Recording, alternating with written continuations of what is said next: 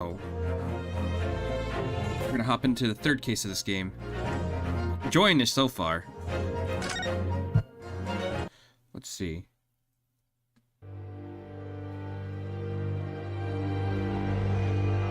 The Adventure of the Runaway Room. Glancing over my records of the late last century, I am faced by the events of a certain bitter winter.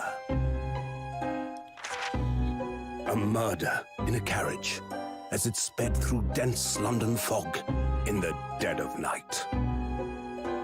Though the victim and the perpetrator were the only ones inside, there were multiple witnesses to the crime itself. However, none could have imagined at the time that such a seemingly obvious case as this would end in such a horrendous manner. My friend, Mr. Herlock Sholmes, once said of the incident, "I believe that perhaps that case was indeed the prelude. The beginning of a long concerto that impressive Japanese student and I were to play together." Huh.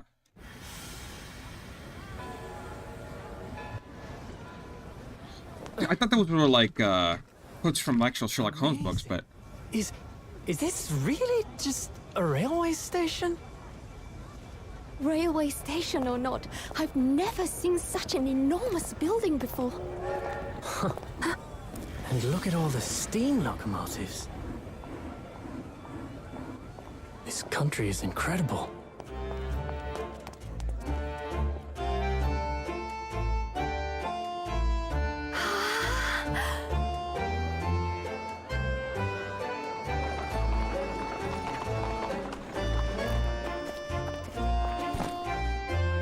I feel like I'm dreaming. So this is the capital of Great Britain. So, where to? Oh, hello. Climb aboard. I'll take you wherever you want to go. In that case, the Supreme Court in Whitehall, if you wouldn't mind. My pleasure. I suppose you're visiting students from abroad, eh? Yes. Thought so. Well then, I hope you enjoy your stay. And welcome to the centre of the world, Great Britain's mighty capital, London.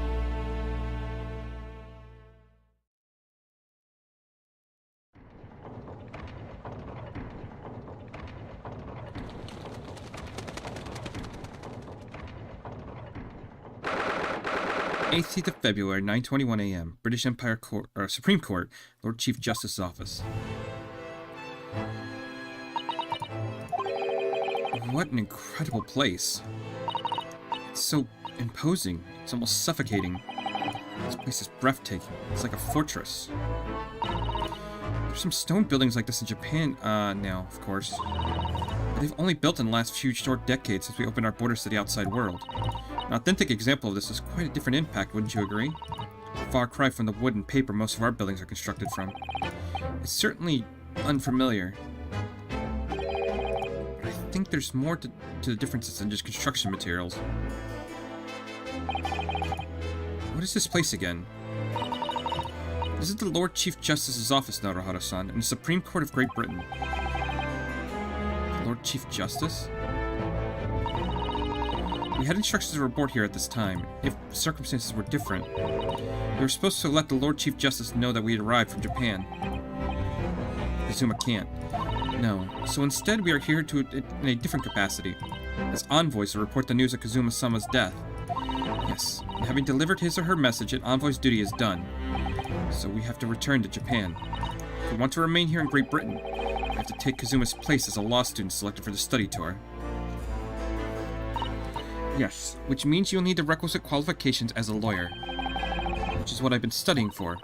Here in Great Britain, it is the Lord Chief Justice who appoints lawyers. So that's the second reason why we're here, to have you officially recognized as a lawyer. It is the only way they'll be able to remain here in London. Ah, good morning. Sorry for keeping you. Well, he's superimposing. Oh, I trust you aren't too exhausted after your long voyage from Japan? Huh. It seems 1 hour, 12 minutes, and 40 seconds late. My apologies. Oh, no, don't mention it. We're never happier than when we're standing around with nothing much to do. How fortunate. So, introductions. I'm Mael Strongheart, Lord Chief Justice of the British Empire. I feel like a little mouse under an elephant's foot. Come on, Mr. Naruhodo, don't be a mouse. It's an honor to meet you, Lord Chief Justice Strongheart. I am Ryunosuke Naruhodo of the Empire of Japan. Well, Mr. Naruhodo? Welcome to London, the capital of our glorious British Empire. Yes, thank you.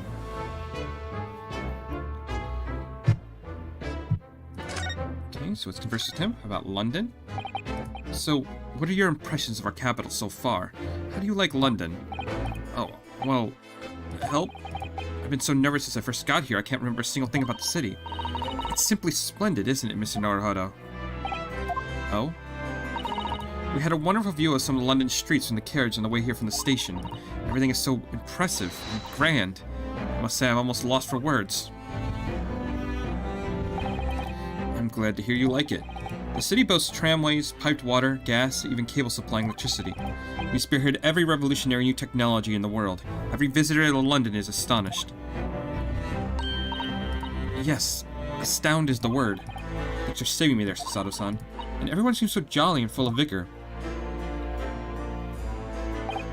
Yes, there's much excitement about the upcoming grand expedition that we're hosting here in London. Great expedition?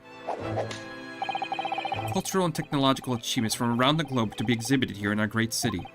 It will be the greatest spectacle of its kind in history, and will make Paris' World Fair look like a toy shop. Gosh, I can hardly imagine how magnificent it's going to be. Great Britain's capital city is nothing but magnificent. London is the center of the modern world. If you do say so yourself. The sun will never set on our great empire. Perhaps it is fate in these progressive times we welcome visitors from the land of the rising sun. Lord Chief Justice, I think you were expecting a student of law for the study tour, weren't you? Absolutely. Mr. Kazuma Asagi, if my memory serves. That's right. The British government has already been telegraphed a full report of the situation. I understand the young man lost his life aboard the steamship boarded for our shores. It's amazing. The news reached him before we even arrived. My country naturally extends its deepest condolences to yours. Oh, thank you. And your honored this appointment specifically to inform me of the news? Yes. We are here in the capacity of envoys from Japan to report the sad news in person. They tell me you Japanese are a people of protocol and courtesy, and I see that it is true. It is with some regret I must inform you that the death of the young lawyer means the study tour arrangement can no longer proceed. If you just hear us out, Lord Strongheart. What do you have to say, madame? It's about the study tour. Mr. Naruhodo here would like to make a proposal. Would he now? Well, Mr. Naruhodo, this is it then. The moment of truth.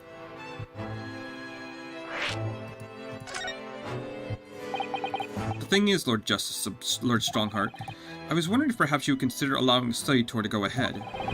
Don't misunderstand me. Britain would ideally like to see the tour go ahead, but without a lawyer from your country, there's nothing to be done. Well, in that case, what if there was someone else? Another lawyer from Japan, I mean. Is there something I don't know? Only a single lawyer was invited to Great Britain from your country, and that was Mr. Asogi. At least that's what I've been led to understand.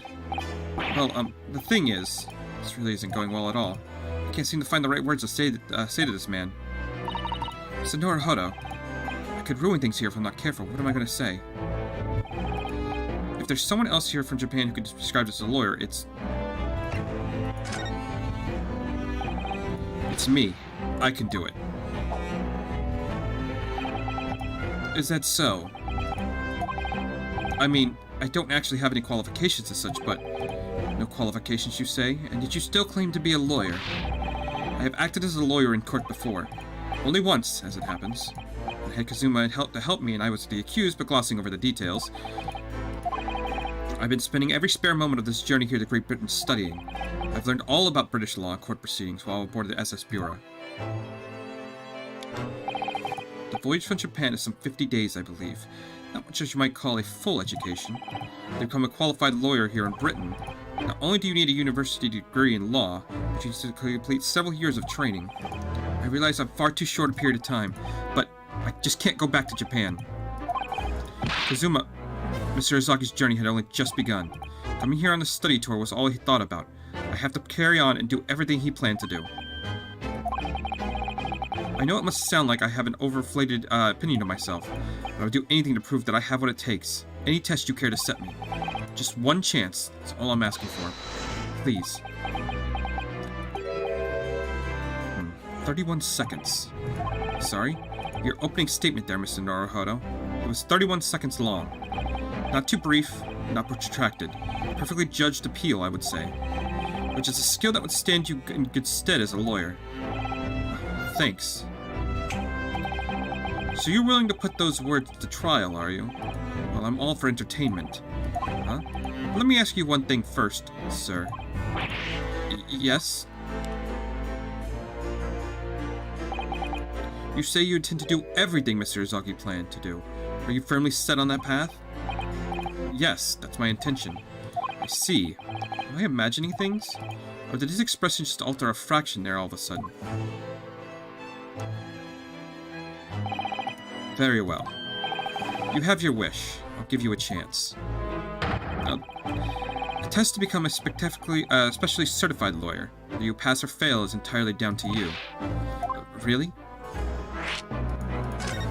Well, I wasn't expecting him to change his mind like that, but what form will the test take exactly? Tell me, Mr. Naruhodo. What do you consider the role of a lawyer to be? Well, defending people, of course. Well said. So, let's have you defend someone. Huh? Your timing is perfect, in fact. There's an apt trial about to begin later today. No advocate has been appointed for the defense as of yet, so this will be welcome news. Today?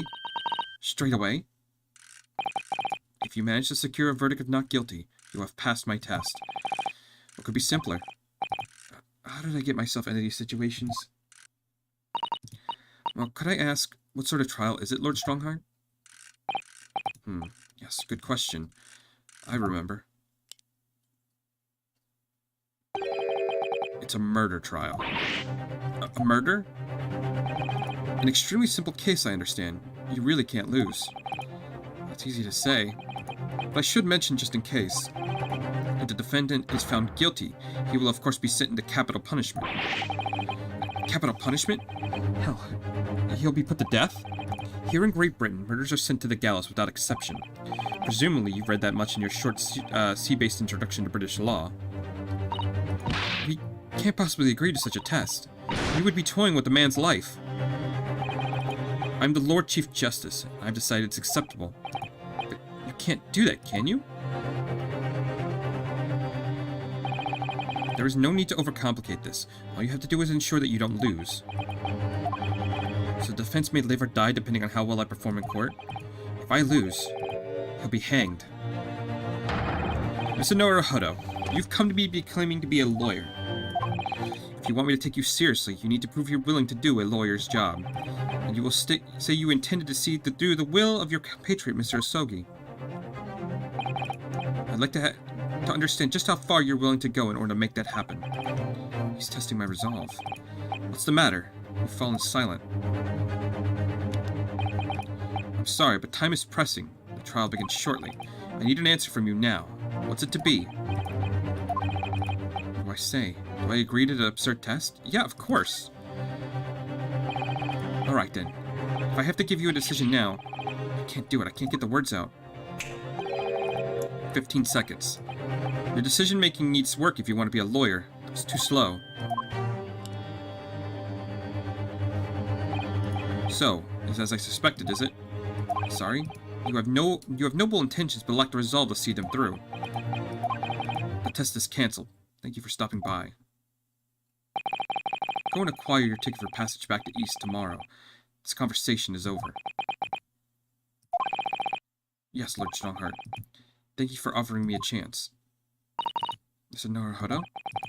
I'm sorry, Mrs. Sato, but what could I do? It's alright, I understand. You do? It's not an easy decision to choose whether to defend a man in these circumstances. But resolve has absolutely nothing to do with it. What are you trying to say, madame?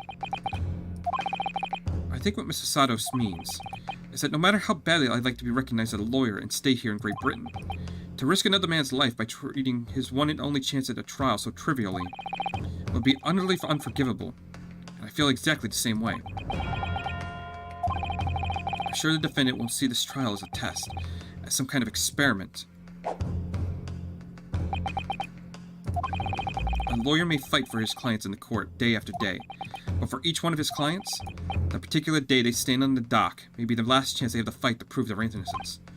No, I was wrong. I'm not qualified to do that job yet. I'm so sorry for wasting your precious time, Lord Chief Justice. Wait, Mr. Naruhodo. Oh, was there something else? It's approximately 20 minutes by carriage to the Old Bailey from here. If you leave immediately, you should be there in time. But I just said that I was quite serious when I told you. The defendant in this case has literally no one to advocate for him. What? At this point, he can't hope to find someone to represent him. The trial will begin without a defense. And if that happens, there's only one possible outcome. He will receive the most severe sentence the judge can pass down. But that's awful. But that is the truth. Why does it have to be like this? Please don't expect an answer to every question. The cold hard truth of the matter is that there is only one person now with a chance to save this man from a very miserable end. And that is you. Am I really his only hope? So, what do you say now, madame? What do you mean, Lord Strongheart? You said it wasn't an easy decision to choose whether to defend a man in these circumstances, and I agree. But in my estimation, it's purely and simply a matter of resolve. Oh. Our time is up here. I have a meeting to attend. I must leave in 2 minutes and 16 seconds. So, venture into our great city and enjoy yourselves.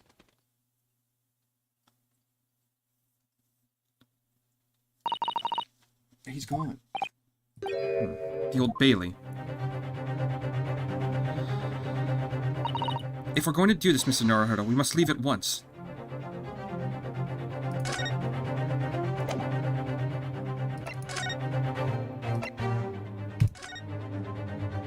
Okay, let's go over to the Old Bailey. See what this is about. The Old Bailey's defendant's antechamber. Oh, thank goodness. We're in time. There's still 15 minutes until the trial begins. I never knew that horse-drawn carriage could go so fast. I thought my teeth were going to rattle loose. Did you hear what I said to the driver when we climbed aboard?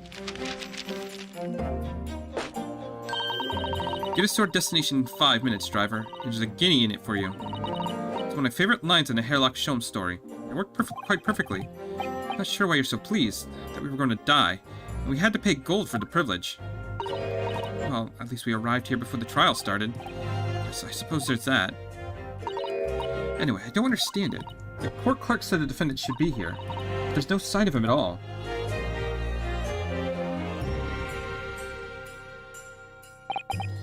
So this is the Old Bailey. Even the room for defendants is wait isn't grand. Are you alright, Mr. Naruhodo? I'm feeling tense, that's all. This place gives me the same sense of foreboding that I remember for the Supreme Court in Japan. An oppressive air. It's almost like the building itself is going to crush whoever it is to be sentenced. I feel like it's only yesterday that I was about to be crushed.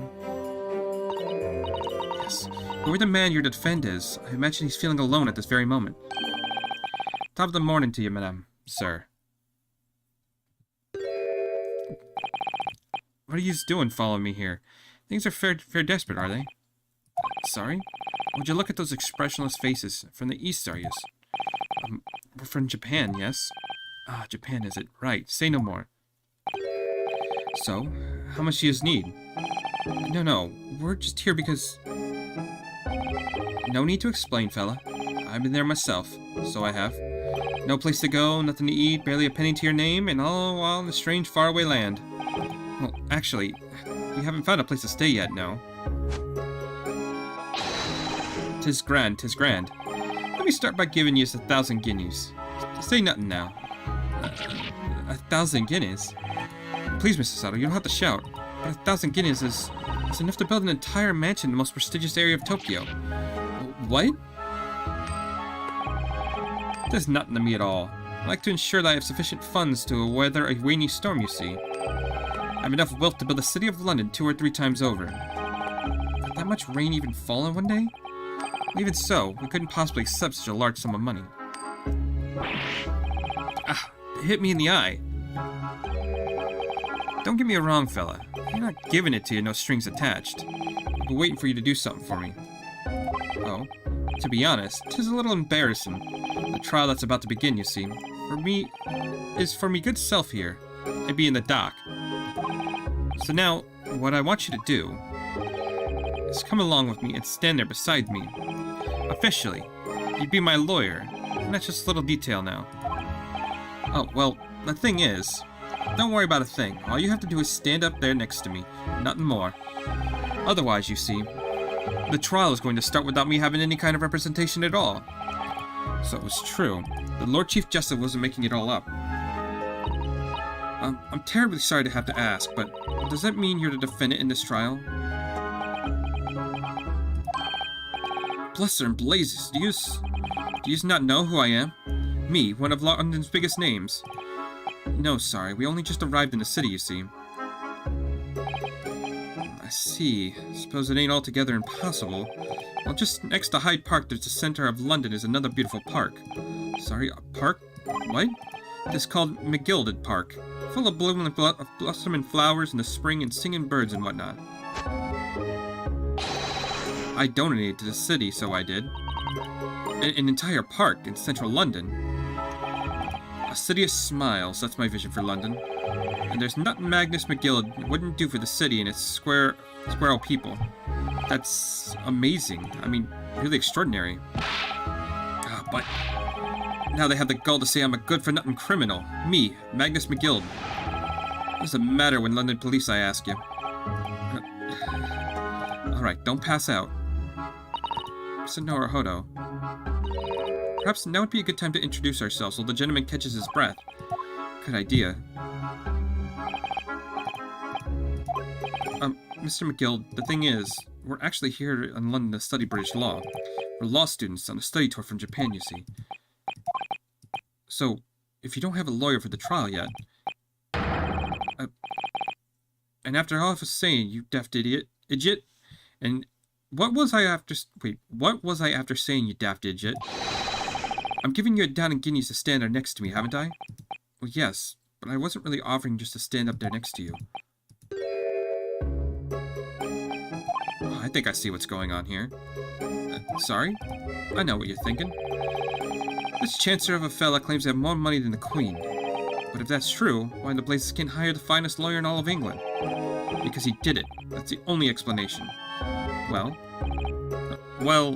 not at all.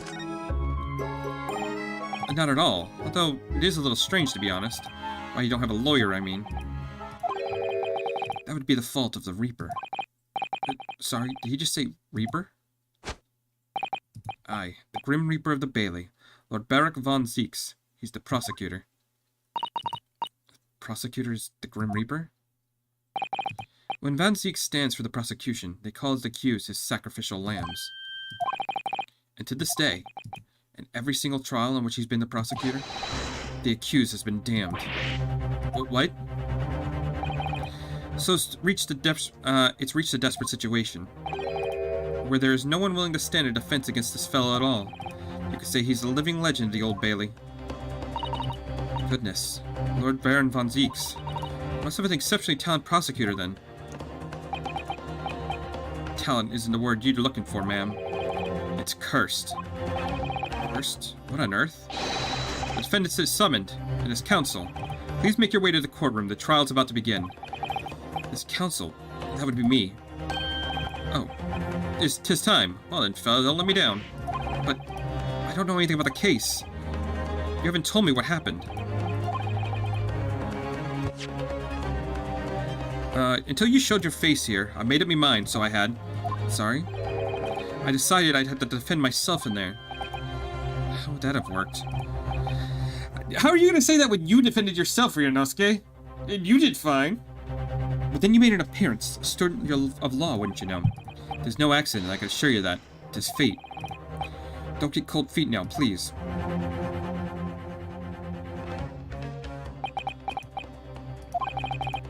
I literally know nothing about the case or this man who stands accused. In fact, the only thing I do know is that I can't just turn my back on him.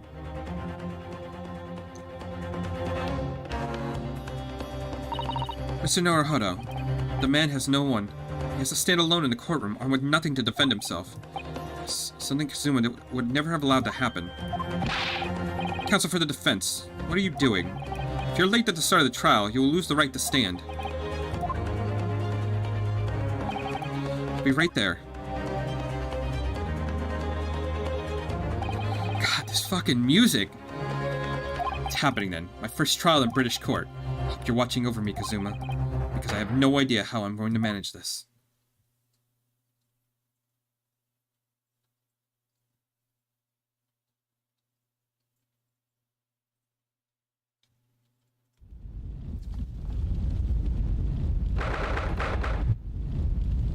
of February, 10 a.m. The Old Bailey courtroom.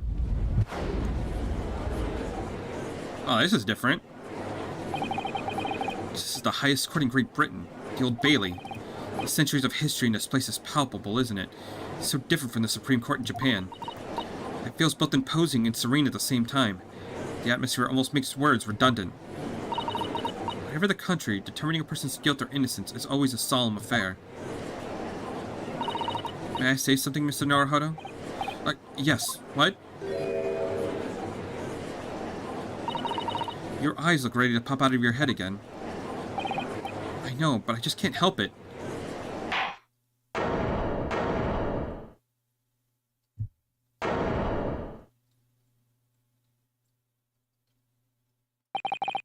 In the name of Her Majesty the Queen, I hereby declare the court to be in session. We are here today to determine the guilt or innocence of Mr. Magnus McGillard. I now call upon the counsels for the prosecution and defense to declare their willingness to proceed. The prosecution is fully prepared. Must be the Reaper of the Bailey. He really does look fully prepared to dispatch this poor victim to the underworld. Counsel for the defense, you appear to be Eastern. Do you speak English?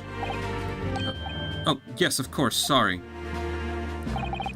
But he asked if the defense is ready, and I couldn't be further from ready if I tried. Those eyes please me, Nipponese. They shrouded your fear, your doubt, your trepidation. They run wild, clinging to some phantom notion of courage. The quintessential look of a sacrificial lamb. A cold shiver just ran down my spine all the way to the tips of my toes. Now, Mr. McGillard. Yes, my lord? You stand accused of murder, a capital offense. You could be sent to the gallows if found guilty. Are you quite sure you wish to entrust your defense to this... God damn! This is already coming up a little... Whoo! This foreigner. As I've always said, my lord, it is a grand thing to give opportunities to the young. Even if the fella is a student from some little island off in the Far East.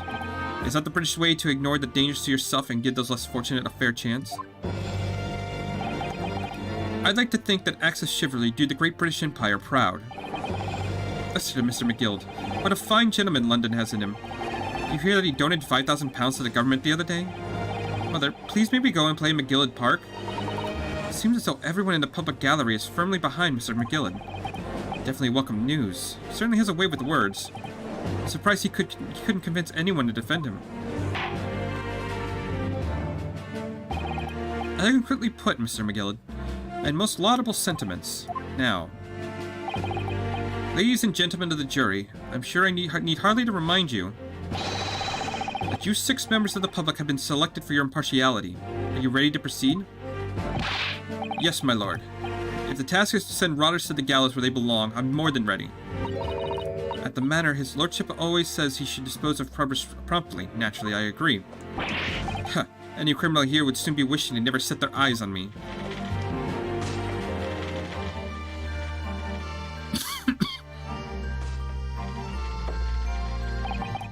I feel a chill. Oh, don't mind me, my dears. I'll just be getting on with my knitting. Let's finish these mitts for my grandson. Mr. Naruhodo, these people are... The jury, yes. Something we don't have in Japan yet.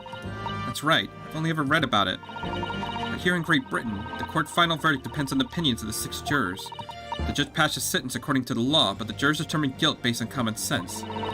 So the defendant is ultimately judged from 2 completely different points of view. But how exactly did the jurors give their verdict? That I don't know, but... I'm sure it'll become clear as the trial progresses. Yes. Prosecutor von Zeeks. My lord. It's been a number of years since we've seen you here in the courtroom. I thought you renounced your fame. I'm known as the Reaper of the Bailey, my lord. Infamy rather than fame, I would say. But yes, 5 years have passed since I last spread my wings in this capacity. So what brings you back? Is there some change of circumstance in which the court should be aware?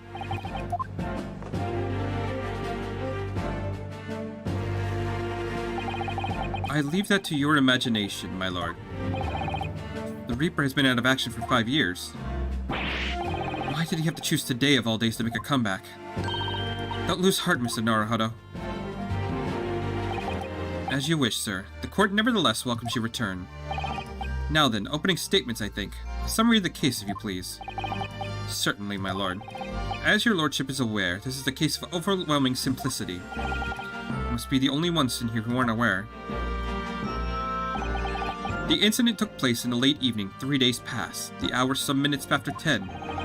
The victim was a maker of building bricks known as the community as the Thrice Fired Mason. Sorry, Thrice? He was a very accomplished craftsman. The bricks he fired were said to be almost indestructible. The victim's corpse was discovered in an omnibus in service of the streets of London at the time. The dagger that had been thrust in the victim's abdomen is believed to be the ultimate cause of death. Here is the autopsy report from the investigating medical officer at Scotland Yard. Thank you, counsel. I accept that in the photograph as evidence. The autopsy report has been added to the court record. The photograph of the crime scene. Okay, cool. Okay, so let's take a quick look at that. We now have an armband. Thrice Fired Mason, male, 54, brickmaker, time and cause of death, 15th of February, 10 p.m. to 11 p.m., stabbed once in the abdomen with a knife while journeying in the omnibus, died to internal hemorrhaging resulting from the trauma. Okay.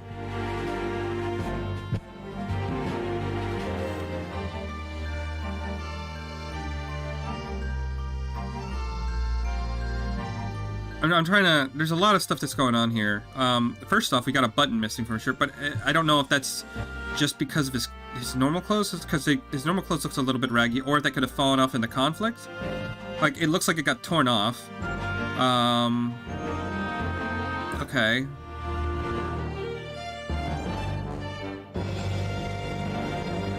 And I can't tell if, like, if these lines of his neck are anything. Because that looks a little weird.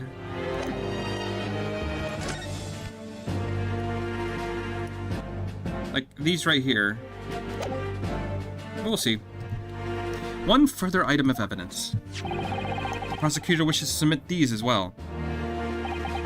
And these are... Good lord. Is that blood, counsel? Yes, my lord. Seized by the policeman who arrived at the scene. These gore-soaked gloves were taken from the hands of the accused when he was arrested. What? Mr. McGill's gloves have blood on them?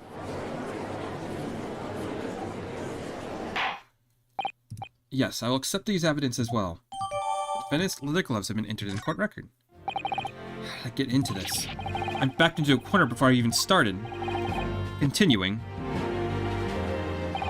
According to the driver of the omnibus, there were only 2 passengers traveling inside the vehicle at the time. Only 2? Obviously, one of those passengers was the deceased brickmaker, Mr. Mason. The other was the accused, Magnus McGillid. Well, rather damning circumstances to say the least. Defendant, what say you? Well, of course, I have no recollection of such a thing. Mr. McGillen. To be sure, I rode the omnibus that evening.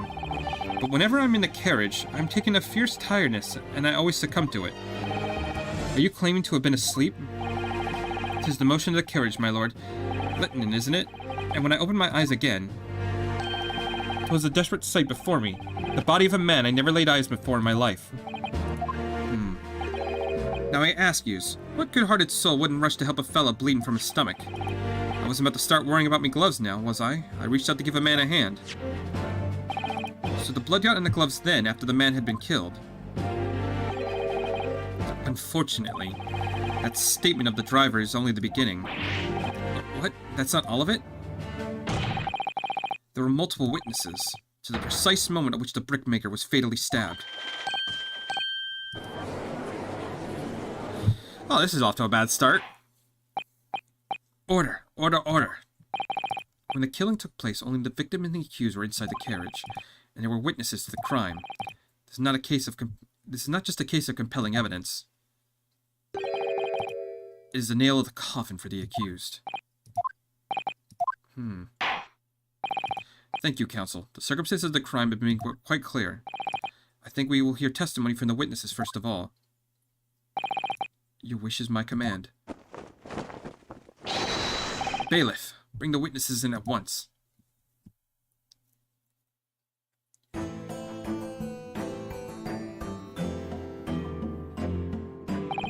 Okay, so we got 3 witnesses now. Wait, 1 second, I gotta grab something.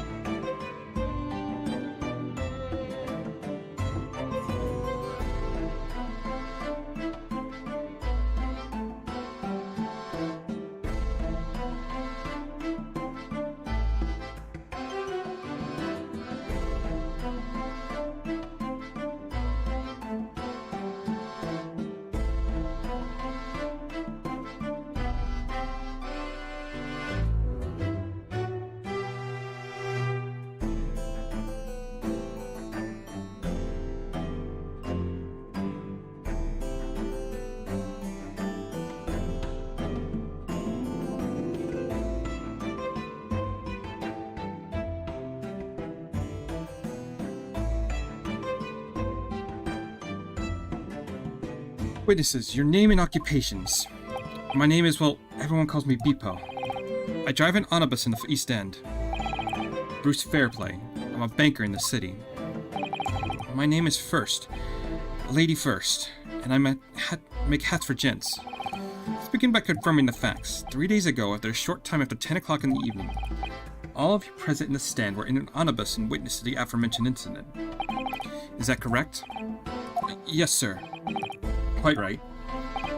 Yes, sir. That's right, sir. Very well, then. Let's proceed to the formal testimonies, please. Each of you will tell the court precisely what you saw.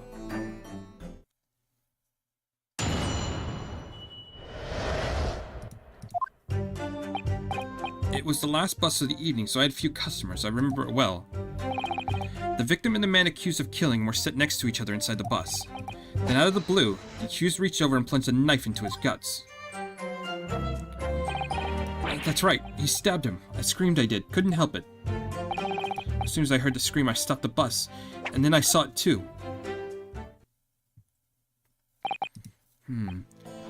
Unambiguous testimony, I must say. Exactly, my lord. These men witnessed the incident in the omnibus with their own eyes. I'd like to ask a question, if I may. Yes, counsel? Well, this testimony makes absolutely no sense to me whatsoever. Why not? Well, the incident took place inside a moving carriage, didn't it? As been clearly stated from the onset, yes. Well, in that case, how could those two witnesses possibly have seen what happened? There's no way they could have seen the inside of a moving carriage.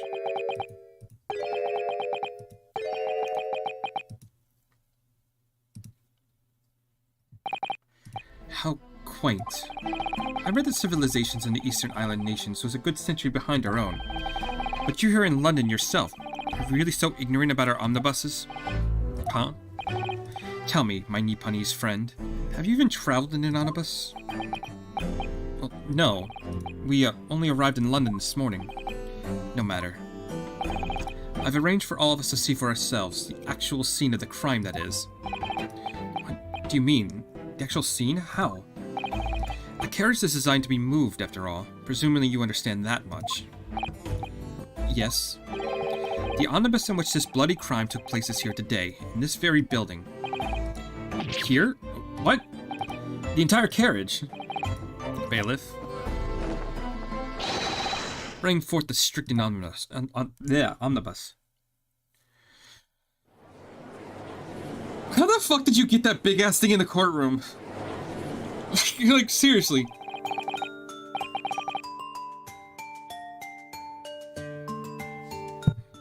So that's the omnibus. I can't believe they bring something so enormous in here. Great Britain's courtrooms are amazing. As you can see, the omnibus is pulled by 2 horses and then carried up to 8 passengers. 4 passengers are seated inside in the closed cabin and another 4 on the rooftop deck above. Every Londoner knows that the best views of the city architect and sights are to be had from the top of the omnibus. And I should point out to our foreign guests,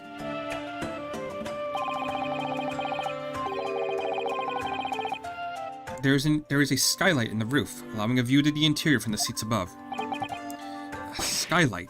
Oh. The penny drops at last, I see. The 2 gentlemen were occupying the rooftop seats on the omnibus when the murder took place. That's how they came to witness the grim incident. To the skylight. That makes perfect sense. Well, counsel, this is a first. In all my years behind the bench, I never experienced the crime scene itself being brought into the courtroom. There are a number of important clues remaining inside the carriage, my lord. I'd like to submit the omnibus itself as evidence. That is the prosecution's wish.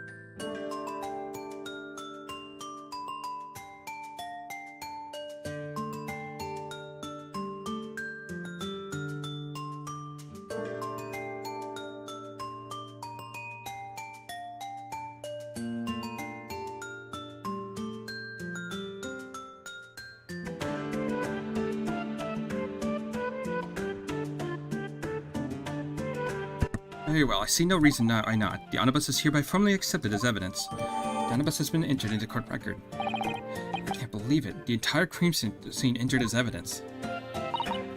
Yes, Great Britain is simply extraordinary. I couldn't help myself a lot by giving that omnibus a thorough examination, seeing as it's here. Let's continue with the proceedings then, your cross-examination, counsel. We don't expect the Nipponese stray to understand the intricacies of British court cross-examination rights.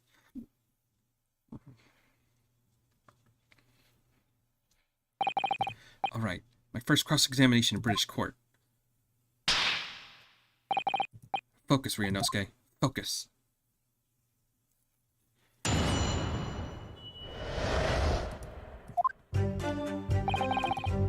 It was the last bus of the evening, so I had a few customers. I remember it well. Press on that a bit. Yes, I think it was sometime after 10, wasn't it? Yes, sir. That's right, sir. Yes, sir. Ever so cold it was. Freezing, in fact. And you had 4 passengers on board at the time, is that correct? Yes, that's right, sir. Not all traveling at the same parts of the bus, of course, no, though. There were no other passengers when the incident took place? No one alighted, for example? You're quite right with that, sir. No other passengers like that. No, none. So nobody fled the scene of the crime, then? Let's say, the bus insists on it running, it does. Every evening, the last bus of the day. But I do wonder sometimes it's altogether worthwhile. Yes, I'm sorry to say. What do you mean by that? Well, what is it... With it being so cold and everything, with only making 20 pence on the run, you see. Yes, I spend that much in the pub on the way home just trying to warm up again. The victim and the man accused of the killing were sat next to each other inside the bus. Hold it! And you saw them through the skylight in the roof of the carriage. That's right. When you sit up on the top deck, the window's right there at your feet.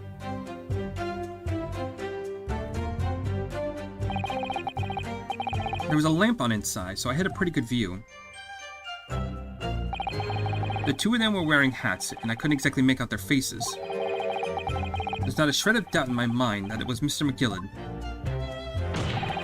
How could you be so sure? Well, how can I put it politely? McGillard is a gentleman of rather small stature. I couldn't have mistaken him for anyone else.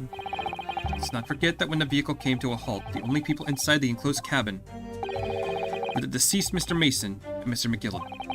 There's no room for doubt here. I really wish there was. Then out of the blue, the accused reached over and plunged a knife into his guts. Hold it! You actually saw the exact moment it happened? Didn't I already testify to that? Or are fair, dinkum, hard-working city bankers not considered trustworthy these days? No, I didn't mean that. It's no good. I've actually got his... I really got his back up. Perhaps you could tell us, my lord? Juror number 3, what is the meaning of this? My mind is made up, my lord. Completely and utterly made up. Made up about what? I don't think the stinking rich. Never have. They're always up to something or other they shouldn't be. Every one of them. And that little leprechaun of a man is no exception. Well, they can't fool me.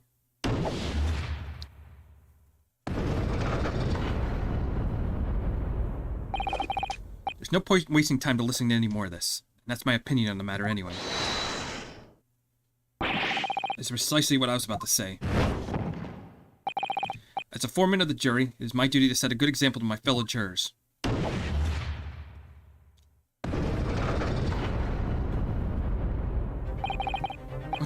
What is happening here?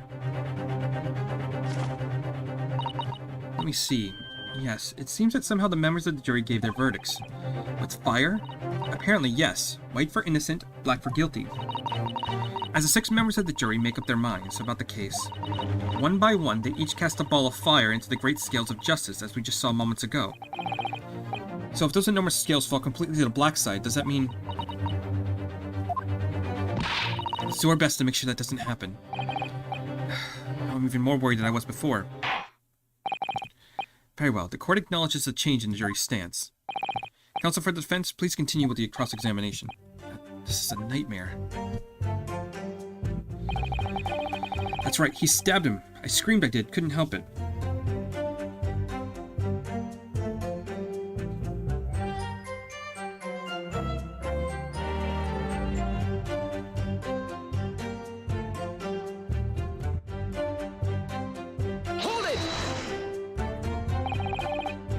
You stabbed him, you say. And you were sitting on the roof deck, were you?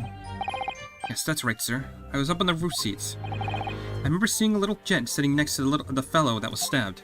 I've been thinking about a new hat design, you see. So I was just gazing absent-mindedly around. But then I looked down through the skylight. It was sticking right there from his belly, that huge great knife. Grim sight indeed. That didn't help me at all. The jury looks has been more convinced by my client than it ever did like they were before. It appears to have made everyone a little more dubious than Mr. McGill is telling the truth. If only we had some evidence to counter their suspicions. Mr. First. Yes, sir? Is this the knife you saw? Good grief. Yes, that's it. The very one, sir. Is that... Yes, counsel. No. This is the blade that was driven into the victim's belly like a stake through the heart. It's a blade of considerable size, counsel. It is, and furthermore, the scabbard is emblazoned prominently with a certain initial. The letters M, which seems oddly familiar. Please, no. M, for Magnus. Or McGill, perhaps? Take your pick. It seems a particular big name in London made a magnificent mistake. But there are M's everywhere. Yes, like a mason. The blade is far too extravagant for a poor brickbreaker to have owned. No, this weapon of murder most certainly belongs to the accused. Not conclusive, but certainly compelling, counsel. Murder weapon has been entered in the court record. My lord, if you forgive my interruption, actually, I gotta take a look at that real quick. I didn't take a look at this either. This is definitely blood, isn't it? Not the most pleasant sight to be confronted with on your first day in London. Well, nothing can come of grumbling now. Oh, by the way, Mr. McGill right-handed? Yes, I believe so. He was tossing a coin in his right hand earlier. Pity. If only he'd been left-handed. I think blood on either glove would be fairly incriminating, really.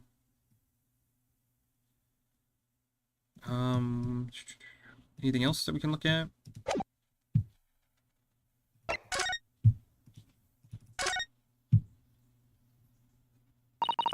Well, let's open the door and go inside, shall we? The scene of a murder. It's horrible.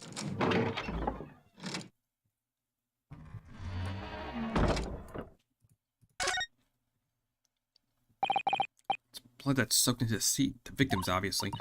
Yes, and the seat was clearly visible from the roof deck. Did you really stab him in full view of other passengers like that, I wonder? It was after dark. There was a lamp in here, so perhaps the culprit couldn't see everything outside through the skylight? Whatever way you look at it, it doesn't seem like it was a planned attack.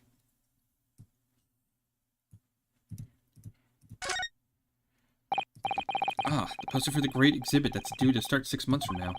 There's a lot of focus being drawn to the Crystal Tower, the centerpiece of the whole exposition. Oh, the Crystal Tower? It's under construction already, I believe. People all over London must be fizzing with excitement about the prospect of such a grand event. Okay, so that doesn't really help me.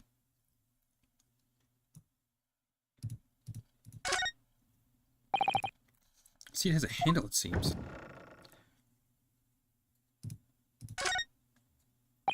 This looks like all the sort of equipment that would be needed to keep the omnibus running.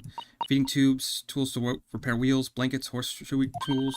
So it's a storage component for the coachman to keep his things, it seems. Doesn't seem to be any space for passengers to stow their luggage, that's for sure. I don't imagine it'd be very convenient for that purpose anyway. You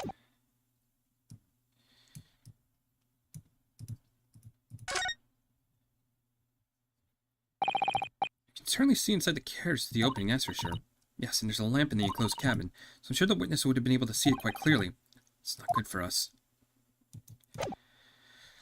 Okay, let's take a look at the knife real quick.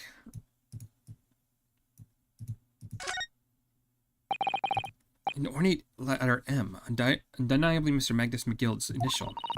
It's beautifully gilded, too. Must be very valuable, I should think. What is it? Look at this M. If you turn it upside down, it becomes a W. This could change everything. A W? Yes, this is one of those, turnabout cases, I'm sure of it. I'm afraid I don't know at all, but what I am sure of is that it is an M. Oh, well, that idea quickly squashed. Can I pull the knife out?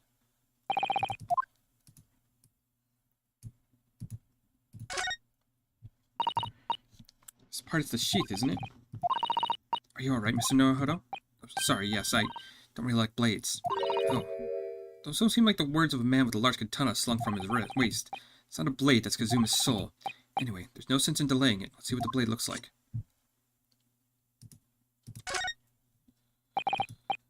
Oh, that looks like a lot of blood. Sure is blood, the victim's. Englishman's blood looks like a lot like a Japanese man's blood. Do you think it wouldn't? Sorry, it's just we've only arrived here in Great Britain. I'm finding it a little hard to adjust. Yes, I do understand. Okay, let's see what happens now. My lord, if you'll forgive the interruption. Jury number 2, go on. Mr. McGill is a pillar of society and a gentleman, and a gentleman's word should be sacrosanct. However, those of us in service know we must accept hard truths. Hey, what are you going to dispose of the rubbish?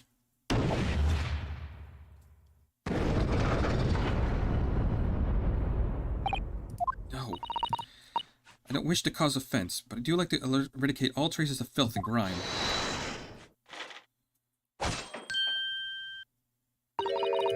I've painstakingly typed every word uttered here today and cross-referenced all the facts. As such, I am now in position to draw the only logical conclusion. Oh, this is already off to a fucking piss-poor start. Not again. That's 4 of the 6 juries who proposed a guilty verdict. There are only 2 left. I've had it. Every time I press these witnesses for more information, I only make the situation worse. Nevertheless, we need more than anything. At this moment, is more information. We're still very much in the dark. I suppose I just keep pressing the witnesses, knowing there's more sparks may as well fly. We mustn't give up hope that we'll uncover something that will give us a way to fight back. But, alright, I'll keep trying. I can't give up. Just need to keep calm and listen to the witness statements again. As soon as I saw the scream, I stopped the bus, and then I saw it too. Press. What exactly did you see? Oh, well, sir, that would be the passenger, sir. Yes, collapsed on the floor he was. And by the passenger, obviously you're referring to the victim, Mr. Mason, the brickmaker. Yes, and then the other passenger had the knife in his hand like this. By the other passenger, obviously you're referring to the Hughes, Mr. Magnus McGill. And then he plunged it down like this, stabbing the other passenger in the belly. What? My lord, I wish to speak. Yes, juror number 5? Do I take that you too? As the master of the London Guild of Coachmen, the idea of a murder being committed in one of the city's carriages is utterly abhorrent to me. It wouldn't be right to make a decision before hearing all the facts, though, I said to myself. But I've heard enough. The horse has bolted, as they say. No, please, just keep it open. Gee up now, Silver Blaze. The finish is in sight.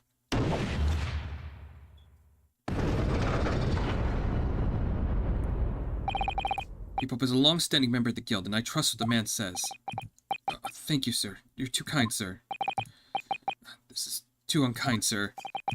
Which now means that 5 jurors agree to condemn this man.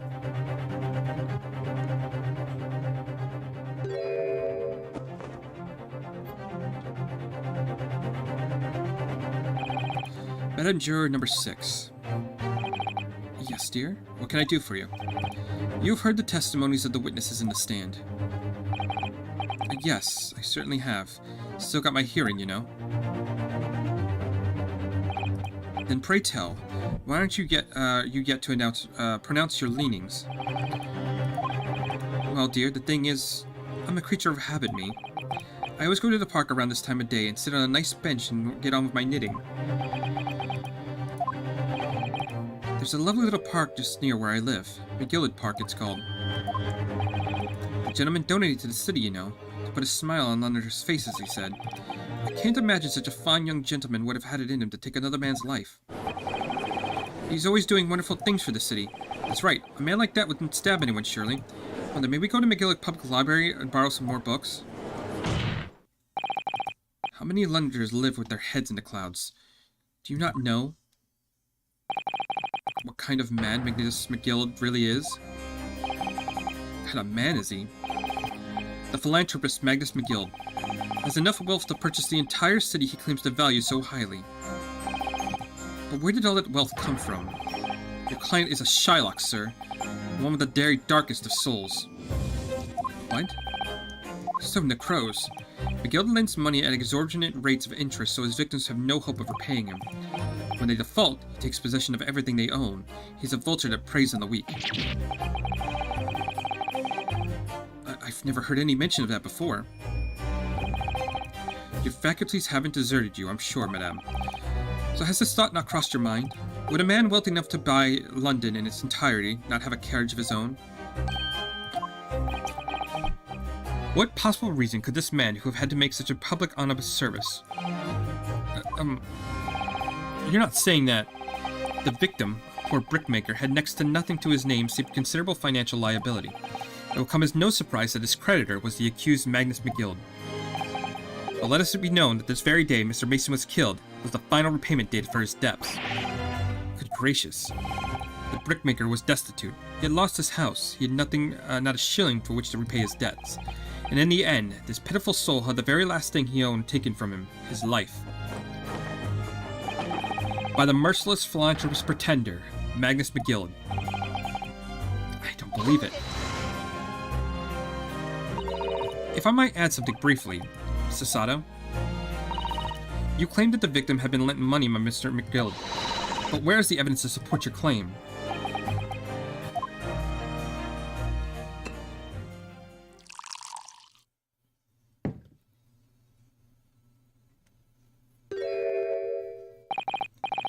Pray forgive the discourtesy of filling my herald chalice in a court of law.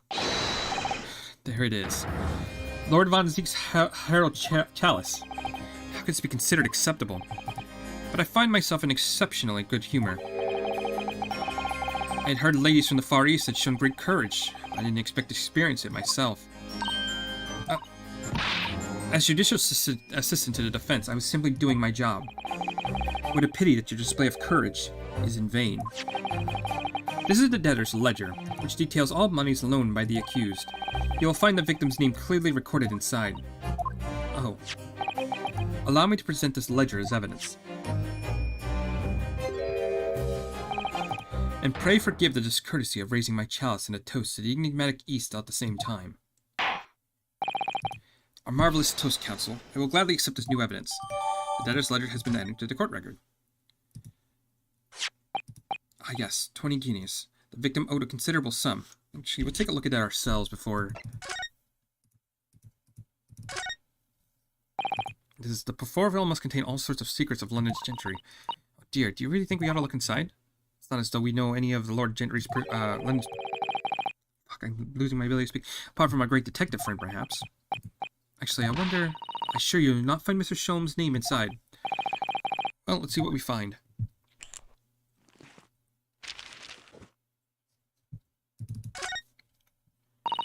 Gosh, it's crammed full of gentlemen's names, isn't it? I suppose they're probably not all gentlemen at all, are they? After all, not everyone in the country is well off. Goodness. What is it? Look at this. Do you see the name here? Bruce Fairplay. Should that name mean something? It does seem strangely familiar, actually. Bruce Fairplay, the witness testifying at this very moment. Yes, of course, the banker. Why is his name in here? He borrowed 20 guineas, did he? And look, the repayment date is fast approaching. It's possible that this is just a coincidence, of course, but this could be very useful information.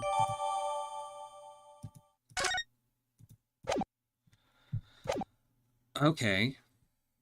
Interesting. And the accused made quite certain he had ample recompense. Well, it would seem I've had the wool pulled over my eyes. Regrettably, ma'am. This is the modus operandi of the accused. And it's such a pretty little park, too. A scoundrel. Still, maybe it's all for the best. Wait a minute. I can't just stand for nonsense.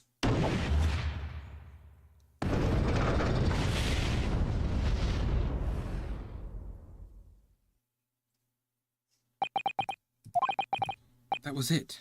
The last juror's decision.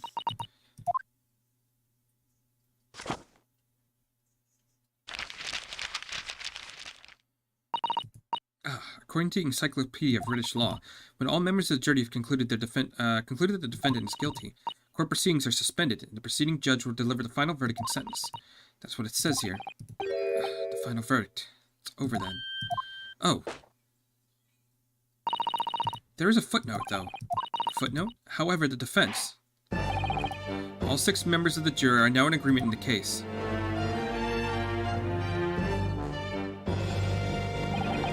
Allow me to convey my respect for your swift and righteous decision. According to the laws of this country, I will now conclude the trial by delivering my final verdict. I trust there are no objections.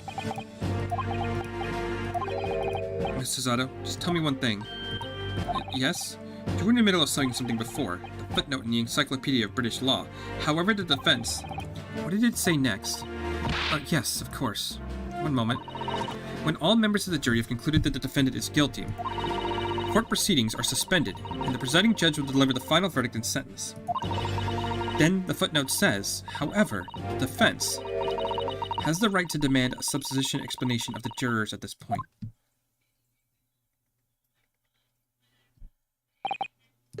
Summation examination? Objection!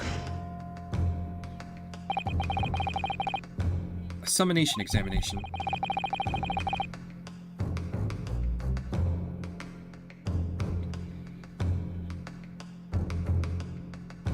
From which century has a tome you have there been resurrected? Judging from the binding, I'd say that book is at least 50 years old. Any modern text on British law wouldn't give such an antiquated procedure a mention. It's a relic, long forgotten and certainly no longer practiced. So you're out of luck. Oh. What even is it, Mrs. Otto? The so-called summation examination. Oh, one moment, I'll read about it.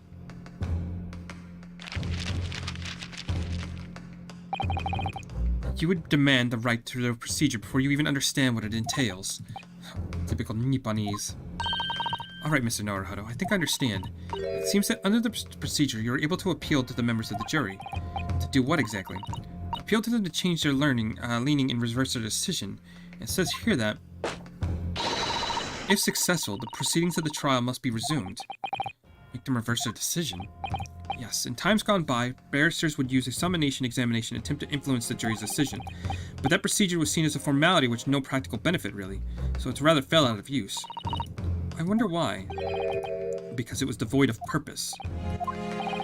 Changing just one member of the jury's mind would be hard enough, let alone several. No self-respecting defense barrister would even assert his right to try in this day and age. Still, I don't see any mention of the procedure actually being formally revoked. What are you suggesting? I'm suggesting that although it may be antiquated and largely forgotten, it isn't yet extinct. What do you think, Mr. Naruhodo? Summation examination. Our last possible option. Do we assert our right to carry it out or admit defeat? No, keep fighting. The defense wishes to assert its right to summation examination, my lord. Objection! London is the capital city of the most powerful nation on earth. We have a duty to the world to exemplify the very highest standards of judicial procedure. Summation examinations are an embarrassment that should remain buried. Objection! But it is our right. It's our right. I believe it would prove vital in this trial. The defense petition is perfectly valid. The court will proceed with the summation examination. This is madness. Foreman, are you and the remainder of the jury ready? I'm not There was no mention of this in the letter I received, you see, so... All members of the jury will be asked to explain on what grounds have they reached a decision. What grounds? You must justify your decision, explain why you believe the defendant to be guilty. Well, my lord, you're rather putting us on the spot. It's most irregular. No mention of this was made before. Don't really hold up with all this justifying lark. Seems to have thrown the jurors off. It seems none have experienced this before.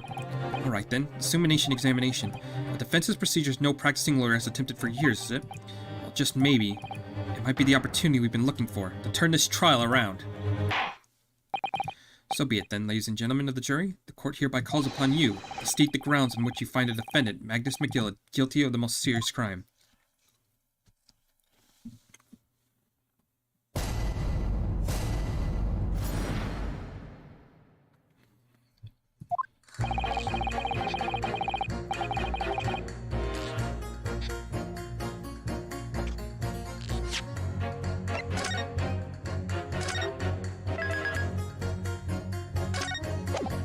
Okay.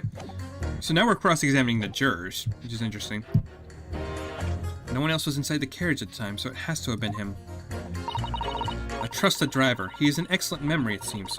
4 passengers, with fares totaling 20 pence. He stuck the chap next to him like this. Brazen, I must say. Absolutely brazen. I've simply typed and collected all the statements made thus far and drawn the logical conclusion. You can trust the guild.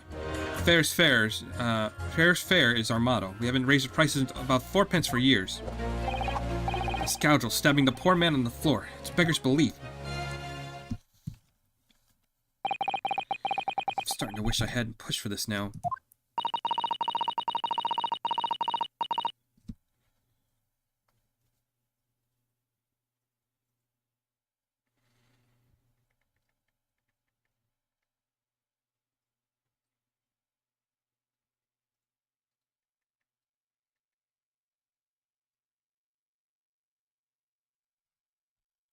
Some of the jurors don't have one to reform arguments, do they? Well, let's see what we can do. We need 6 people to change your mind.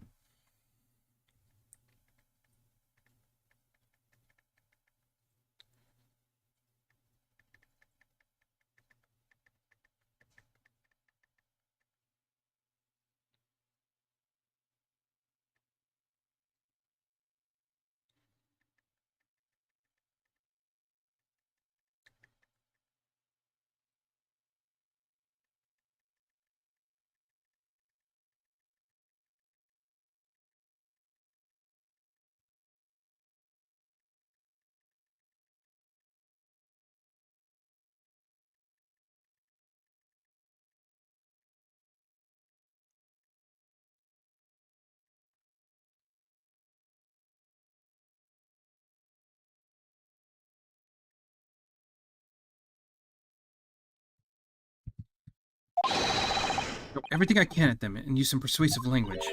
Just a moment, Mr. Naruhodo. According to my book, that's not quite how it works. Well, I thought I was going to have to thaw their icy minds with some heartwarming rhetoric about the defendant. Unfortunately, once the jurors have decided the defendant is guilty, they're unlikely to heed anything the defense says. But by then, they reach their conclusions of their own reasoning, you see.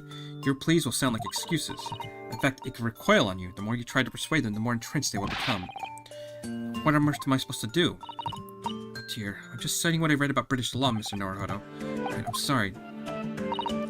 Well, from what I can understand, the key to the procedure is using the jurors' own words to make your arguments.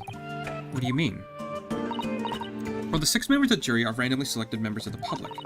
They may appear to present a united front, but the truth is, they're complete strangers who just happen to find themselves here in a courtroom together. And that the way to break them down, you mean? Yes, exactly.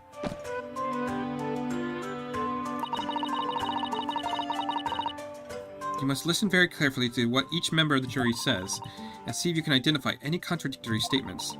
If we can, we must contrast the statements and pit the corresponding jurors against each other. I see, so it's contradictions in what 2 or more juries say we're looking for. In a way, then, this is similar to regular cross-examination. Yes, I suppose you're right. First, find contradictions in their statements and pit the jurors against one another, break them down. Alright, I might be able to pull this off. No, that's not right. I have to pull this off.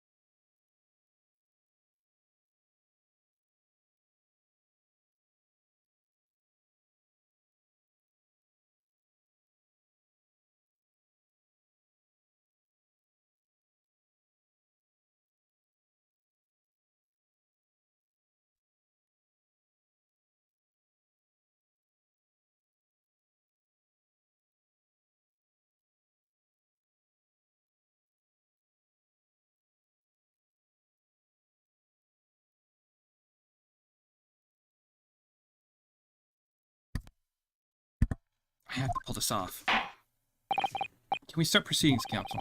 I'd like to ask you to take the stand for this. I'm expecting clear and concise rebuttal. Yes, my lord.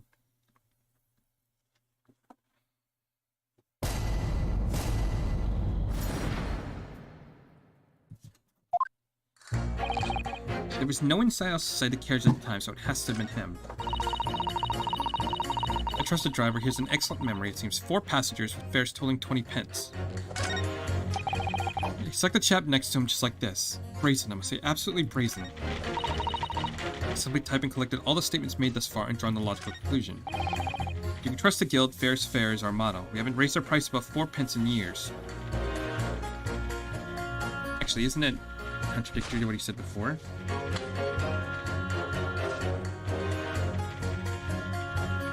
Yeah, that's not correct. Objection! Those 2 statements clearly contradict each other. They do? Explain yourself, Counsel. Oh dear, what have I said? I swear on Silver's blaze... Come on, can you not? Hello?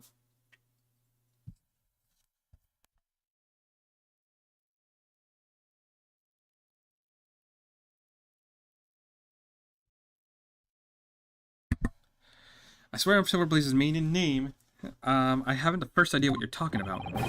According to the group testimony we've heard so far, there were 4 passengers on the omnibus on the night in question. And according to the coachman, Mr. Bipo, he took 20 pence in fares. Quite right, I have the precise details typed neatly here in front of me. And juror number 5 also said the following: the fare for the omnibus is always 4 pence. That it is, a fair and convenient a single price, just the way Londoners' characters should be operated. But that doesn't add up at all. In fact, it leaves a glaring discrepancy in the facts. Why, man, why? 4 passengers paying 4 pence each. If you do the multiplication, it would be 16 pence. Exactly, as I said, it doesn't add up. The figures are different. By 4 pence, in fact. Or precisely 1 person's fare. 1 person's fare? Yes, in other words, on the omnibus that night, it's distinctly possible there was another passenger we've heard nothing about.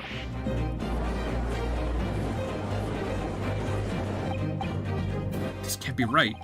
The coachmen of the guilds are good, honest men, one and all. This is our watchword. Figures your coachman claims most certainly do not add up. Your watchword, good sir, is a fallacy. I beg your pardon? Mr. Guildmaster, I think you ought to consider that if this trial were to end now, the news would surely spread all over London. The news that one of your coachmen tried to hide the fact that he lets nefarious characters ride his omnibus. Alright then, how do I make it so this miserable trial doesn't end,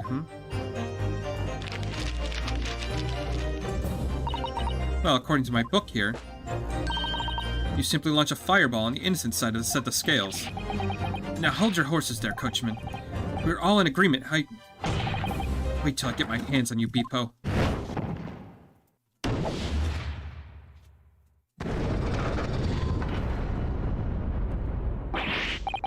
This is all very irritating. Begging your pardon, sir. I'm going to do the same.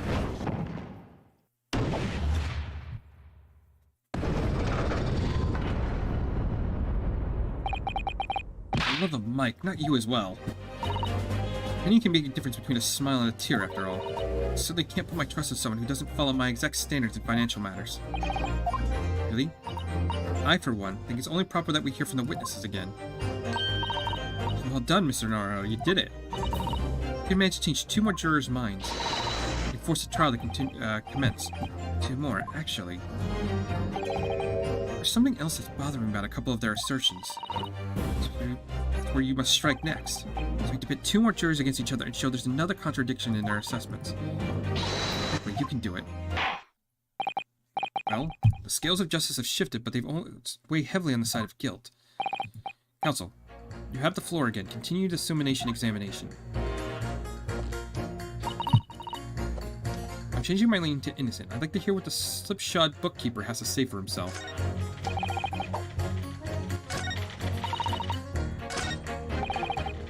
Well, the trial has to continue so I can get my bottom of this corruption. Not guilty, I say. The scoundrel stabbing the poor man on the floor. Beggar belief. Isn't that different compared to his statement?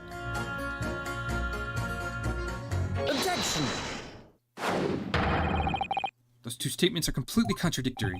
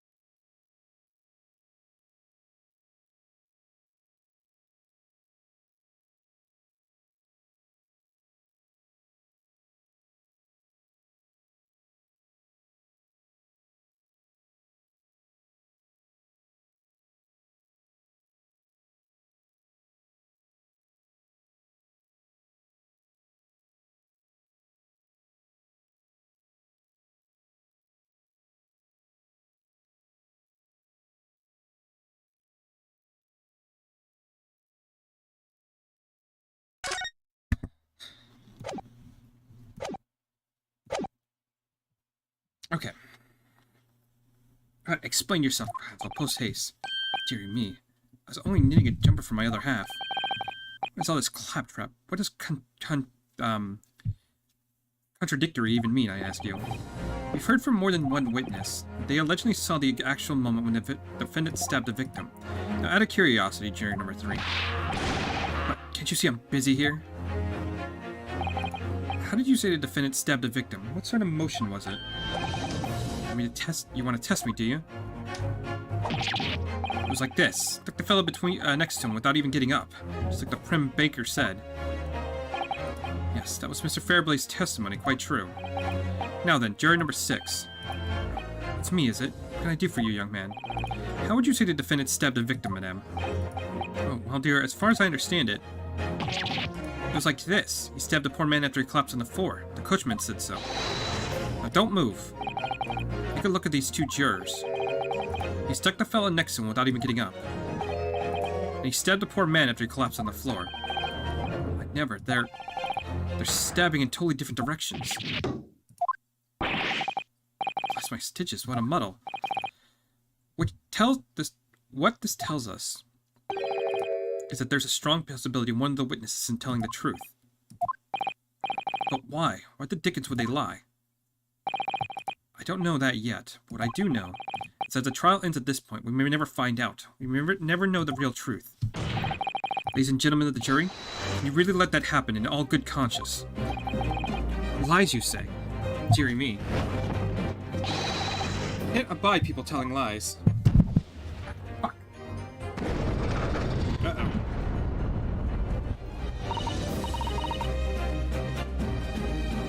The scales. I don't believe it.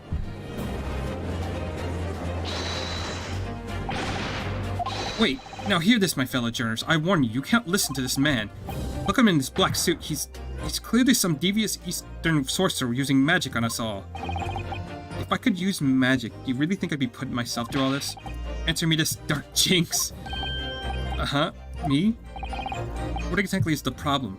What of it if 2 witnesses were slightly different recollection of events? What of it? Let's say the Sherlock did stab the victim as he was sat next to him on this omnibus. Now,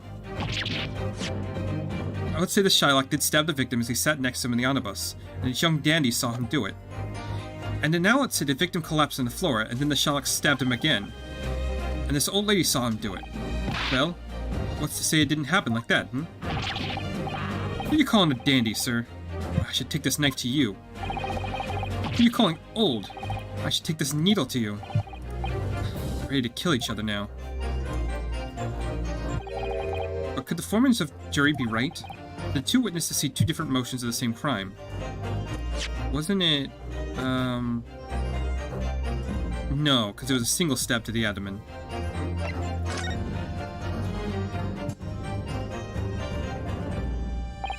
Unfortunately, Mr. Foreman.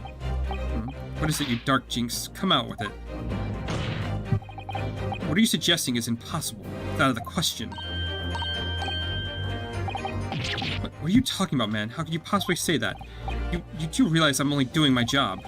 As foreman of the jury, I have a responsibility to steer everyone in the right direction. So where's your evidence, man? That's what we want to see. I say 2 witnesses saw 2 different methods of the same crime. You say it's out of the question, show me proof. Looks like there's only way I'm going to convince him is present him something what he can't dismiss. Some irrefutable hard evidence. As you wish. What? I'll give you the proof. It's out of the question that the 2 witnesses saw 2 different moments of the same crime as proven by the autopsy report, right? Take that! This is the victim's autopsy report. According to what's written here, Mr. Mason was stabbed in the abdomen. Only once. Only once? Quite simple. The victim had stabbed precisely 1 time. Which means the witness can't possibly have seen it happen 2 different times. Alright, I concede defeat.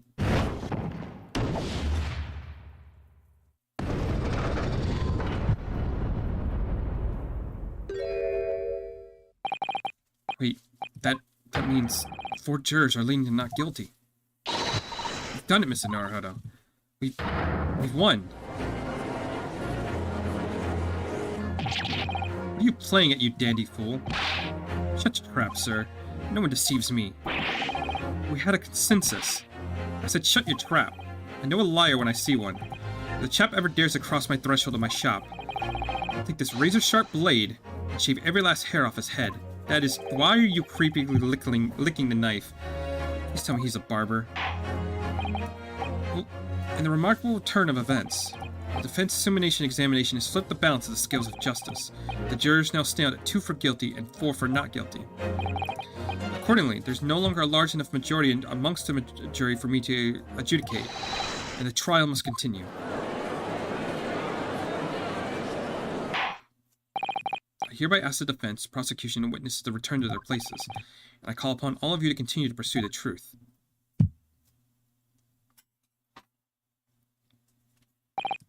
So, Lord von Zieks, continue to substantiate the case for the prosecution, if you please.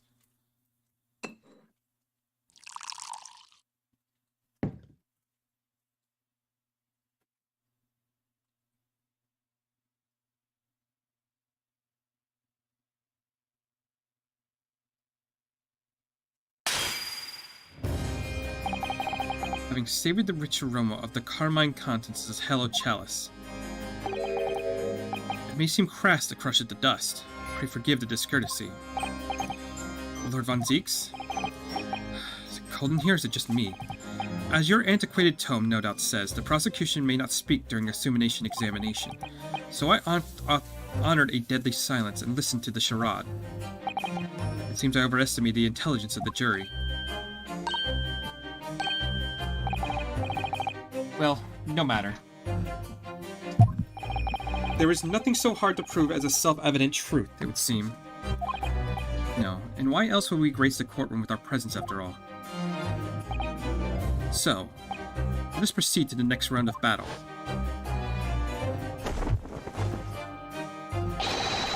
Bring forth the witnesses once more.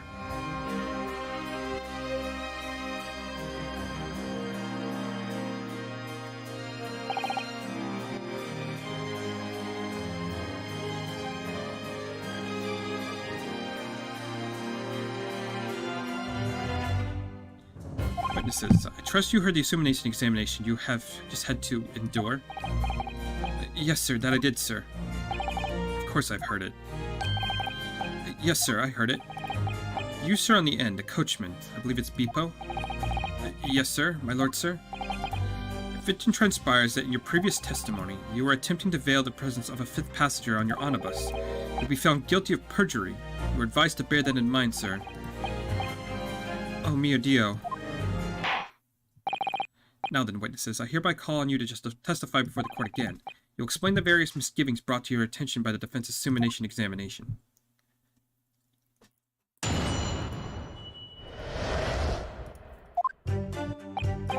I only carried 4 passengers tonight, I swear it, but, well, I, for one, was told I had to pay 5 pence for the bus. He fitted us on the fare, he did, and I saw that blood-curdling sight as well. It's all too much. I tell you, I saw McGill stabbing that man. Everything I said before stands. Yes, he stabbed him. Yes, he did. I think so. Yes. Counsel, make sense of this for me, please. The phantom 5th passenger conjured into existence by my learned Eastern friend never existed. The confusion was arisen by the coachman's sly little consonage. Beppo, explain yourself. I'm terribly sorry, Guildmaster. The guild's fare is 4 pence across the board, you know that. Am I to understand you've been overcharging our passengers by a penny a fare? It's so cold, and the last run of the day is always half empty. You have been dishonest, coachman. I'm sorry. You're a disgrace, Beppo, a disgrace. Your selfish actions have brought dishonor on the entire guild. If I may, sir, I had to pay 10 pence on a bus just last week. What? 4 passengers at 5 pence each is, yes, 20 pence. I've done the arithmetic 10 times already, but I just can't make the result come out differently. That figures. Well, it would appear that one of the aforementioned misgivings has already been explained. So, counsel for the defense, your cross-examination, if you please. You've already had the pleasure of a protracted summonation examination today. I see you intend to continue the parlor games. Absolutely.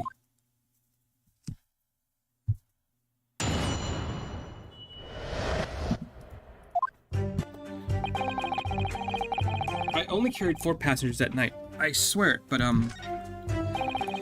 I for one had to pay 5 pence for the bus. He fiddled us on the fare, he did, and I saw that blood-curdling sight as well. It was all too much. Okay, let's press him on that. This blood-curdling sight, you mean the murder, I presume? Yes, sir. A loathsome sight. No one should have to witness the horror of the eyes of a man in the moment his life is taken. Oh, well, not exactly, sir.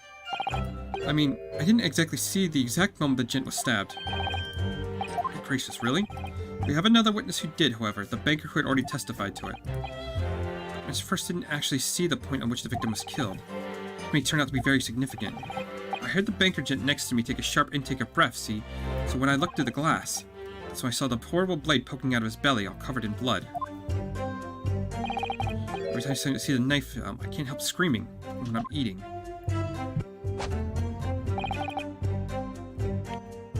Okay, but that didn't change anything, did it?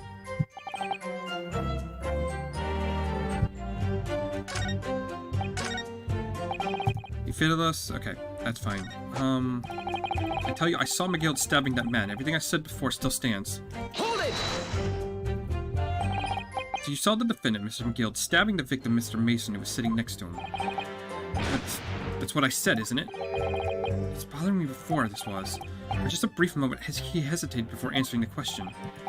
Anyway, there's only 2 of them inside the carriage, wasn't there? There's been much talk of a 5th passenger, but as of yet, 0 evidence. Then what are we wasting our time for? It's black and white. The man's guilty. Something about Mr. Fairplay's statement just jars with me. I wish I could work out what it was.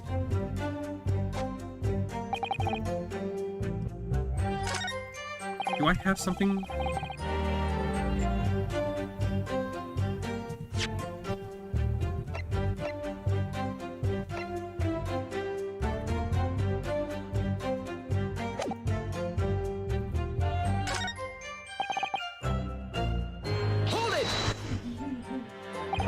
Earlier you testified you saw the moment when the victim allegedly stabbed the victim, didn't you?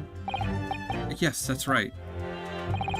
You said the victim was on the floor and described the assailant holding a knife in an ice pick grip.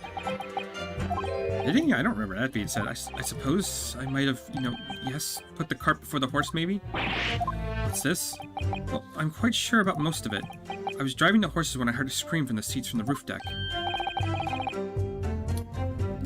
I expect that was me, sir.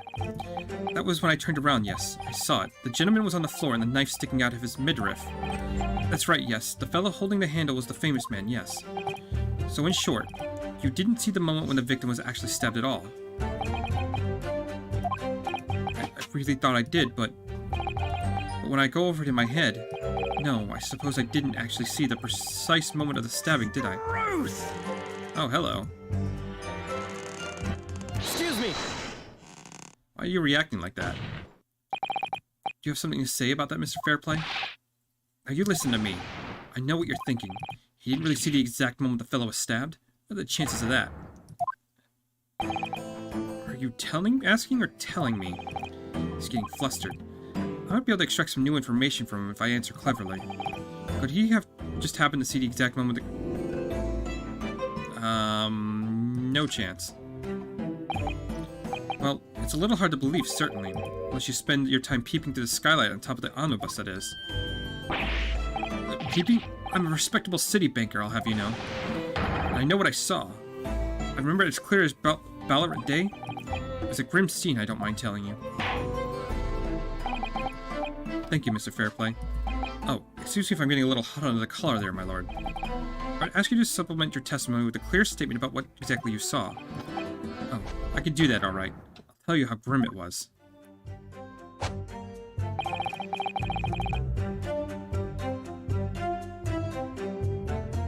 Do you think I'd forget the sight of the blood-soaked hands that that butcher stabbed the man?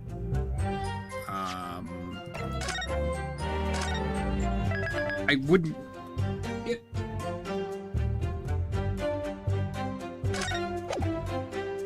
Let's object to that. Present the gloves. I wouldn't call those blood-soaked. Blood-soaked hands? Well, I admit the soak might be laying a little thick, but anyway, there was definitely blood all over them. Both of them were covered in it. I'm very sorry to disagree, but that's more than a little peculiar. What? These were the gloves worn by the defendant, Mr. McGill, on the night in question. Yes, right? And there certainly does appear to be a sizable dark-colored stain there.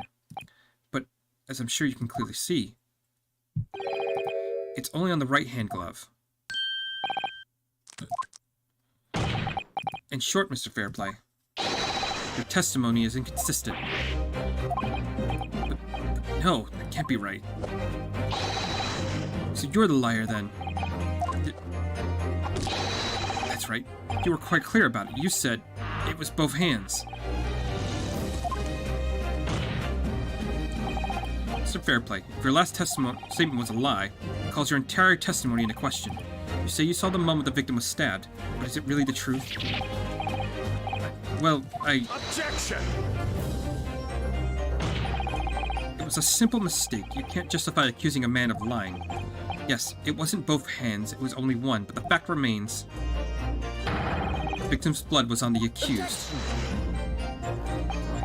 No, Mr. Fairplay categorically stated he saw blood all over both hands, which means there's a strong possibility the witness was deliberately trying to mislead the court. Why? I'm a city baker, for pity's sake. My word should be the gold standard. I'm a gentleman, not some gutter snipe. Upstanding members of society don't proliferate. He's claiming to have no reason to lie. Is that really the case? Mr. Naruhodo, if there's some evidence to explain why Mr. Faraday might be lying, it turned the tide in this trial completely. Something to show the man was a compelling reason to lie in his testimony. Yeah, we have evidence. My lord. Yes, counsel? The defense is ready to present evidence. Oh, are you sure? Yes, evidence that clearly demonstrates why Mr. Fairplay had a reason to lie in his testimony. Very well. Hereby call the defense to present its evidence. The evidence demonstrates a motive for the witness' alleged deception of the court. Take that! This is a list of debtors who owe money to Mr. Gillard. Yes, a list of innocent victims crippled by the accused extortion. The point is, among the names of these debtors is your name, Mr. Bruce Fairplay. Fine? Mr. Fairplay, are you certainly indebted financially to the accused? No, well, it's barely worth being called a debt. According to the ledger, you owe 20 guineas. Not an inconsiderable sum of money, wouldn't you say? Well, what of it? Let's suppose Mr. McGill would be found guilty of murder. What would become of your debt in that case? These documents state that the loan agreement is forged between two individual parties. Therefore, were the creditor, the defendant here, to be sentenced to capital punishment, all outstanding debts would be all outstanding debts which were owed to him would be annulled and would cease to exist. Cease to exist? Mr. Fairplay, is that not the case that you claimed in your testimony that you saw something you never in fact saw, in a devious attempt to annul your debt of 20 guineas to the defendant?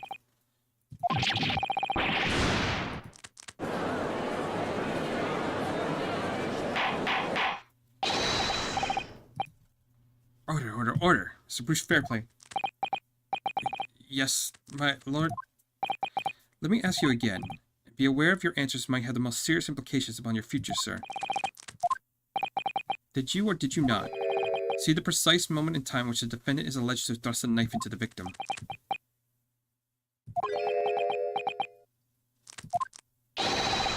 Your silence speaks volumes.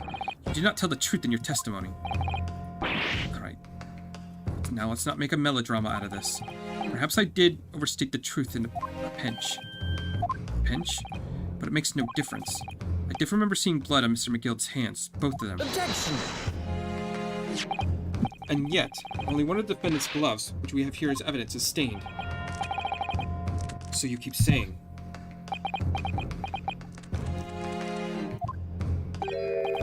I wonder if I might be allowed to speak, sir. Go ahead, Mr. First. Well, the thing is, I think I remember seeing it myself as it happens. Seeing what? The blood, sir, on the assailant's hands. Yes, I'm almost sure it was on both his hands, not just one.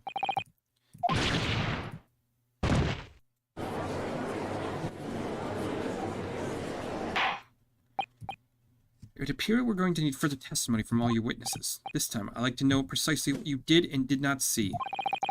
Do I make myself perfectly clear? Yes. Mr. Norahodo, this is good news. The course of the trial seems to have shifted slightly at last.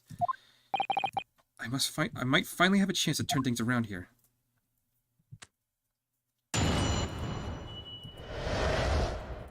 There was blood on both hands of the assailant. I'm surely and distinctly remember that.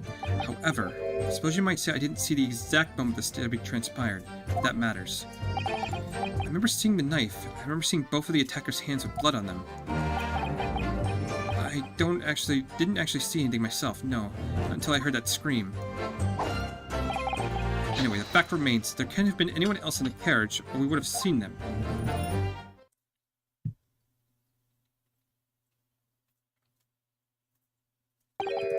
Well, lo and behold.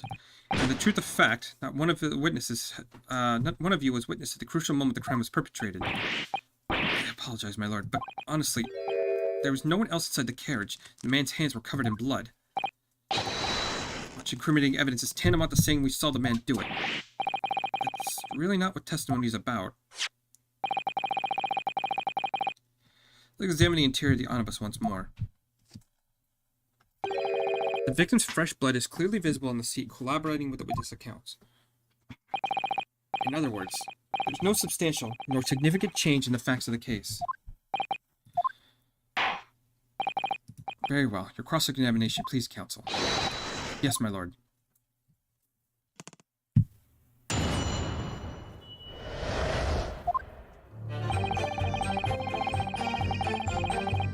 I'm gonna save real quick.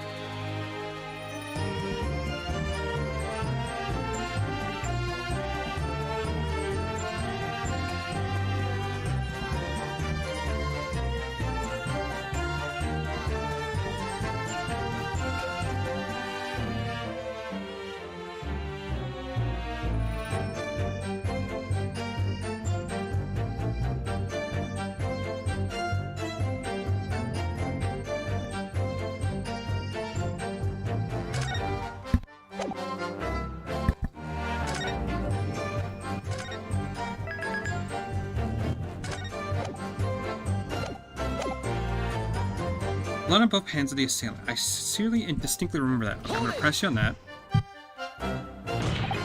No, the evidence tells us otherwise. We have the gloves the defendant was wearing on the night in question in the court record.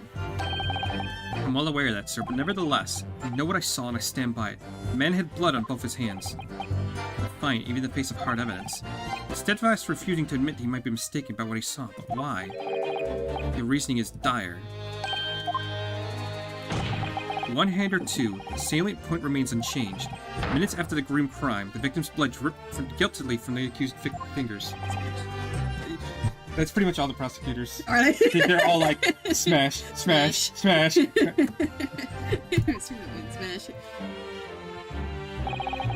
However, I suppose you might say I didn't see the exact moment the... Oh, 1 second, let me show you. Let's see, 1 second.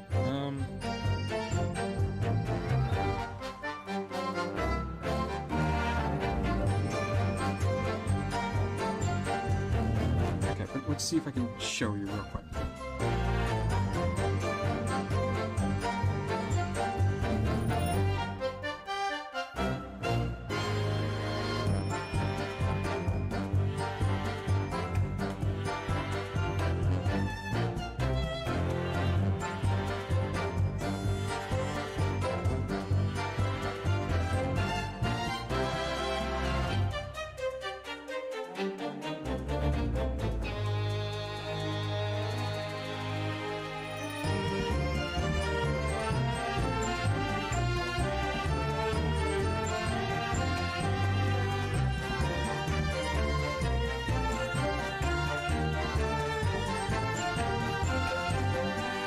However, I suppose you might say that I didn't see the exact moment the stabbing transpired, if that matters. Of course that matters. Don't try to downplay this. Whether or not you saw the exact moment of the crime is a matter of fundamental importance as well as you know. But, for crying out loud, we all know that no one else could have possibly have done it. Just trying to save us all some time.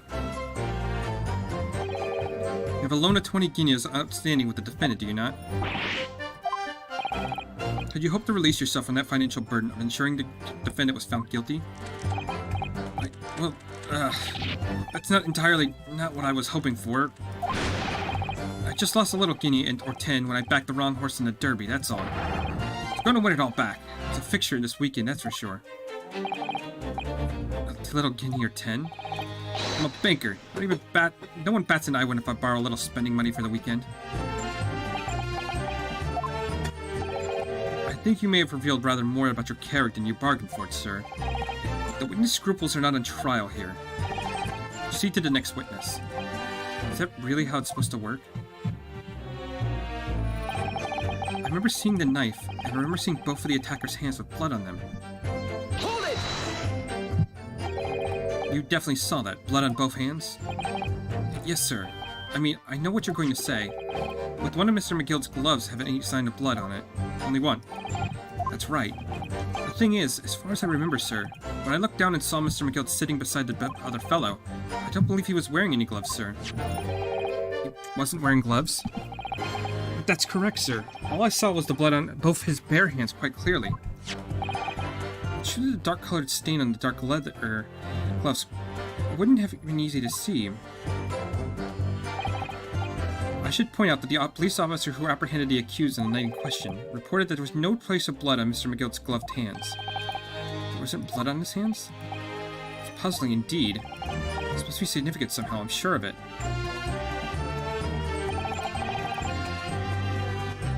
Hold it! You didn't see anything? No, sir. That is to say, no, sir, I didn't.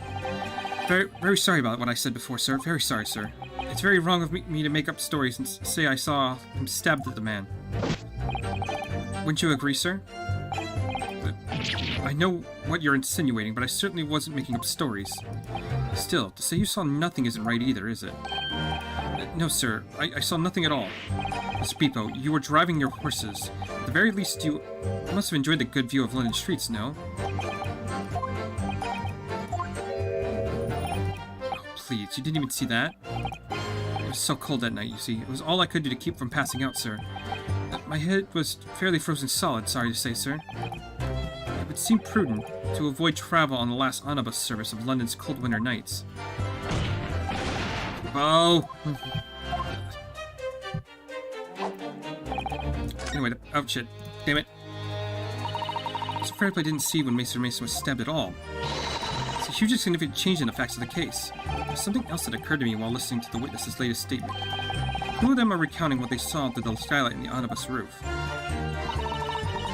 I know it's a large window and certainly affords a good view of the inside, but, well, I think perhaps we ought to confirm what they're saying with their own eyes as much as possible. What do you mean? I mean, they can examine the evidence firsthand. The omnibus is here in the courtroom, after all. Good idea. Consider the witness's statements while we're looking around.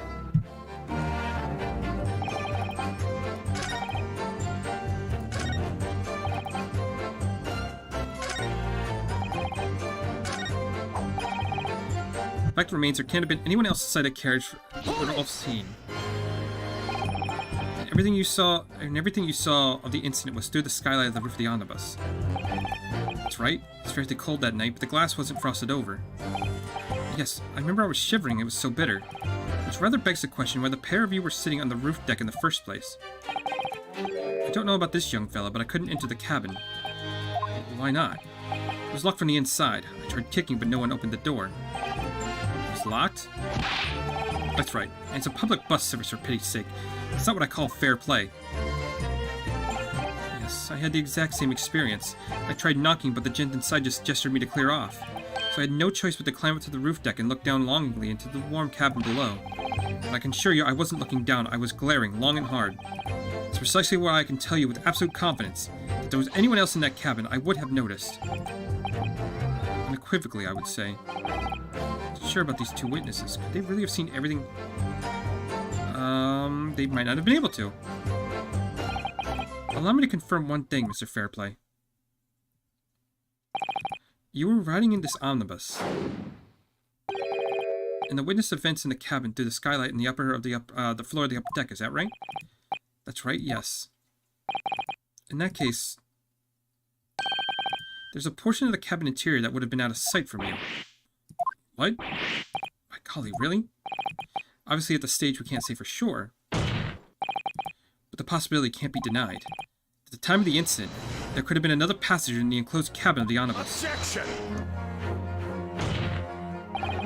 Enough hypothetical meandering, my Nipponese friend. The prosecution demands that you substantiate your claims. After all, the scene of the crime is here in the flesh. Very well, I will uphold the prosecution's demands. You will identify the area of the cross-examination sectional plan of the omnibus.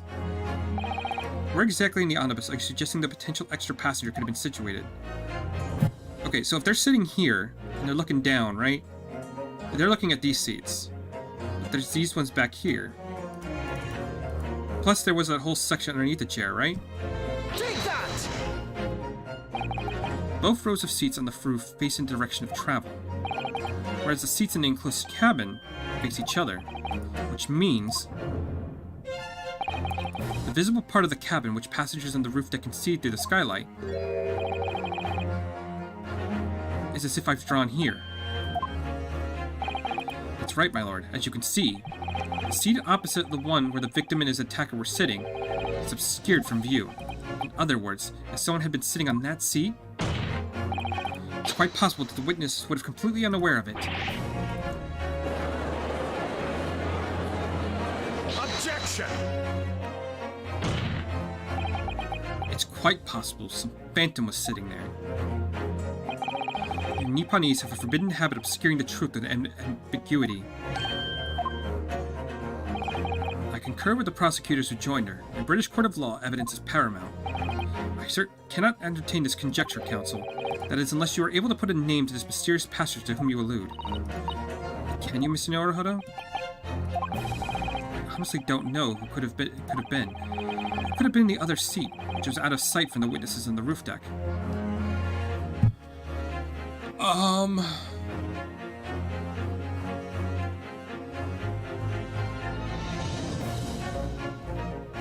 There is an out here. If we propose that it was, in fact, Magnus McGill sitting in that side of things, that would mean that the person they saw stabbing him couldn't have been him, right?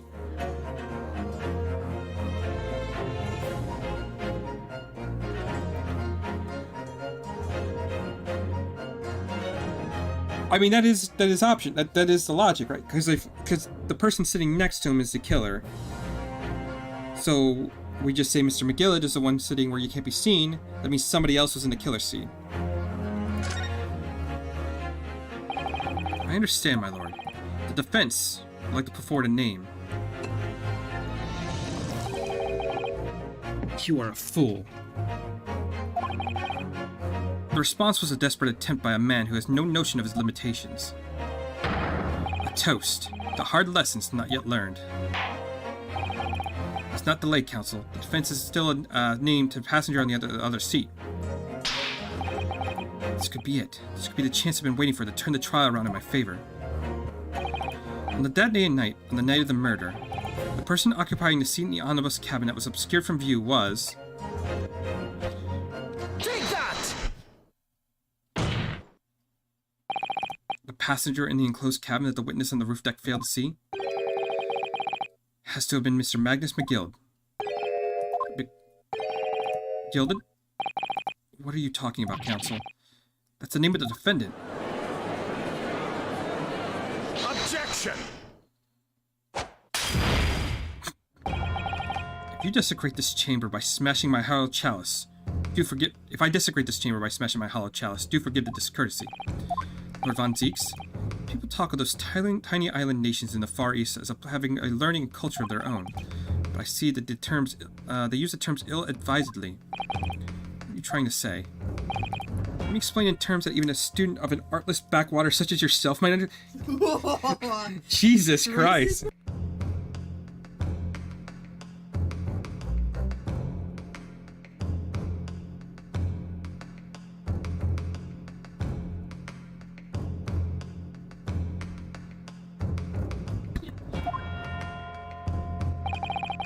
When the bloody scene unfolded, the victim and his assailant were sitting side by side. Multiple witnesses attest to the fact. It's the very premise on which his case is built. That premise may be wrong. What?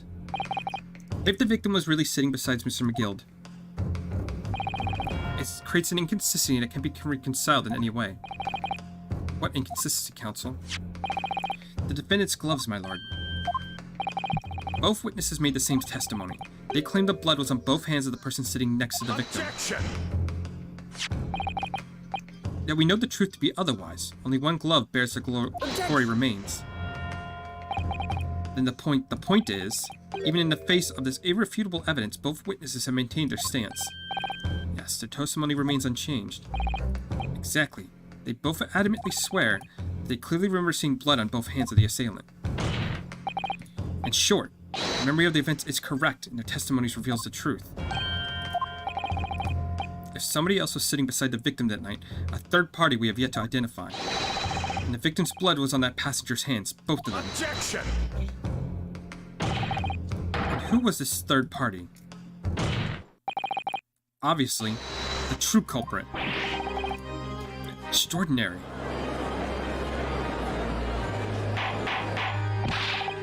Order, order, order. What exactly are you postulating? Objection! The defense's postulation is just that, nothing more than conjecture. The witnesses have clearly stated that they saw the accused. When elaborating on his testimony, Mr. Fairplay said the two of them were wearing hats and I couldn't exactly make out their faces. Yes. The tops of their heads were obscured by the roof. I could see the rest of them now. Yes, that's right. Both gents were most certainly hatted. Hatters do tend to notice such things, sir. What particular styles of hat did the two gentlemen sport, Mr. First? I'm afraid I don't remember. And you call yourself a hatter? The style of hat makes no difference. There was no third party in the cabin. How can you be so sure? Because if there had been, the accused Mr. McGill would undoubtedly have offered to dispose the fact. Unless, that is, you're proposing an even more preposterous explanation. But the accused failed to notice the presence of a true culprit in the very cabin in which he traveled.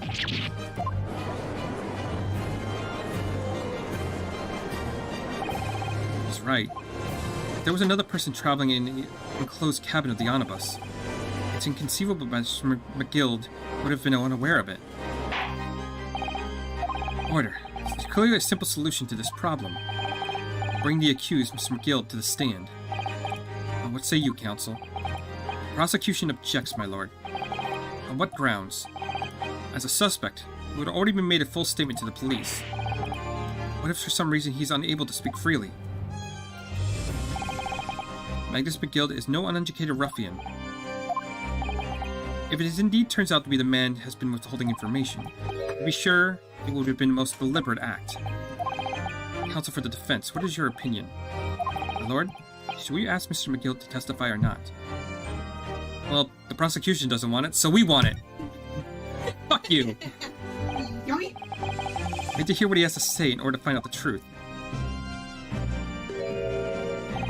The defense would like to call Mr. McGill to the stand. In that case, I'd like to hear the opinion of the jury. Yes, I need a little time to consider this. If you ask me, I think we should hear what Mr. McGill has to say. Get the man out here, I say. It would be utterly illogical not to hear his testimony. But something needs doing and get it done. That's how I run things at the guild. Hearing what the patron of my favorite little park has to say, yes, that would be lovely. Yes, the jury says the man must be heard. Very well, the court will hear the defendant's testimony. Bailiff, show the defendant to the stand at once. Oh, these cases are so long-winded. Like, we've been going for like 2 hours and still. Maybe what actually happened that night will finally become clear.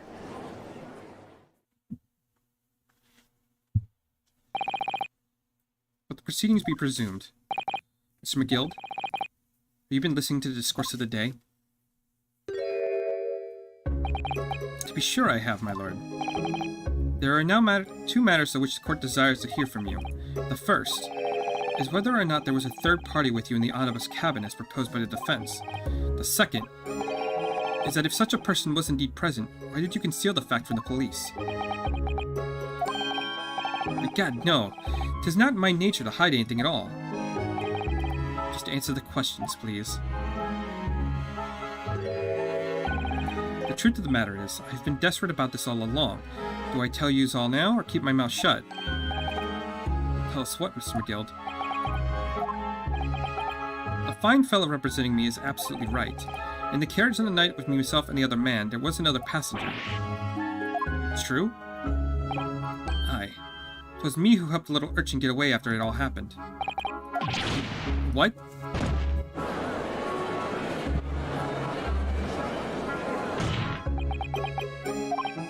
No, Magnus McGill, that convenient excuse won't save you now.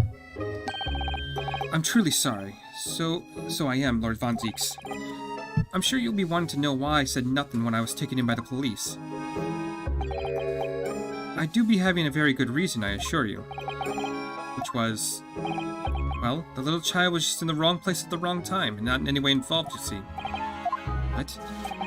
If the police had known the wee one was there, they'd have assumed she'd done it, and they'd have hauled her into this here courtroom just like myself. I was only trying to spare her that. Young hearts and young minds are easily damaged, my lord.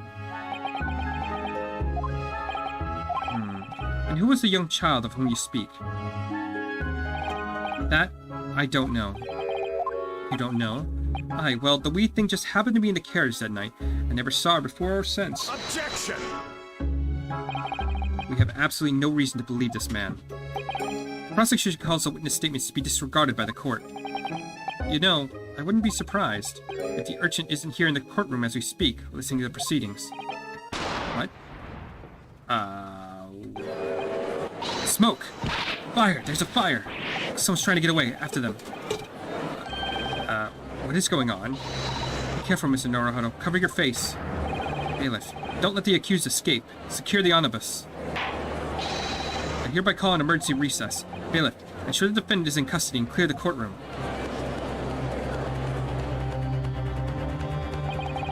They were hurriedly removed from the smoke-filled courtroom by the bailiff. Amid a scene of chaos as people stumbled over one another in their desperation to flee the chamber. They had no idea what was happening.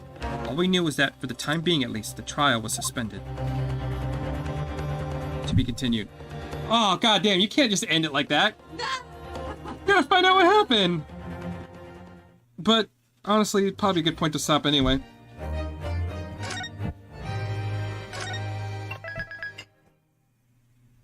Yeah, I need to know what the fuck happened, but I'll have to wait till next time. Yeah, have a good one, and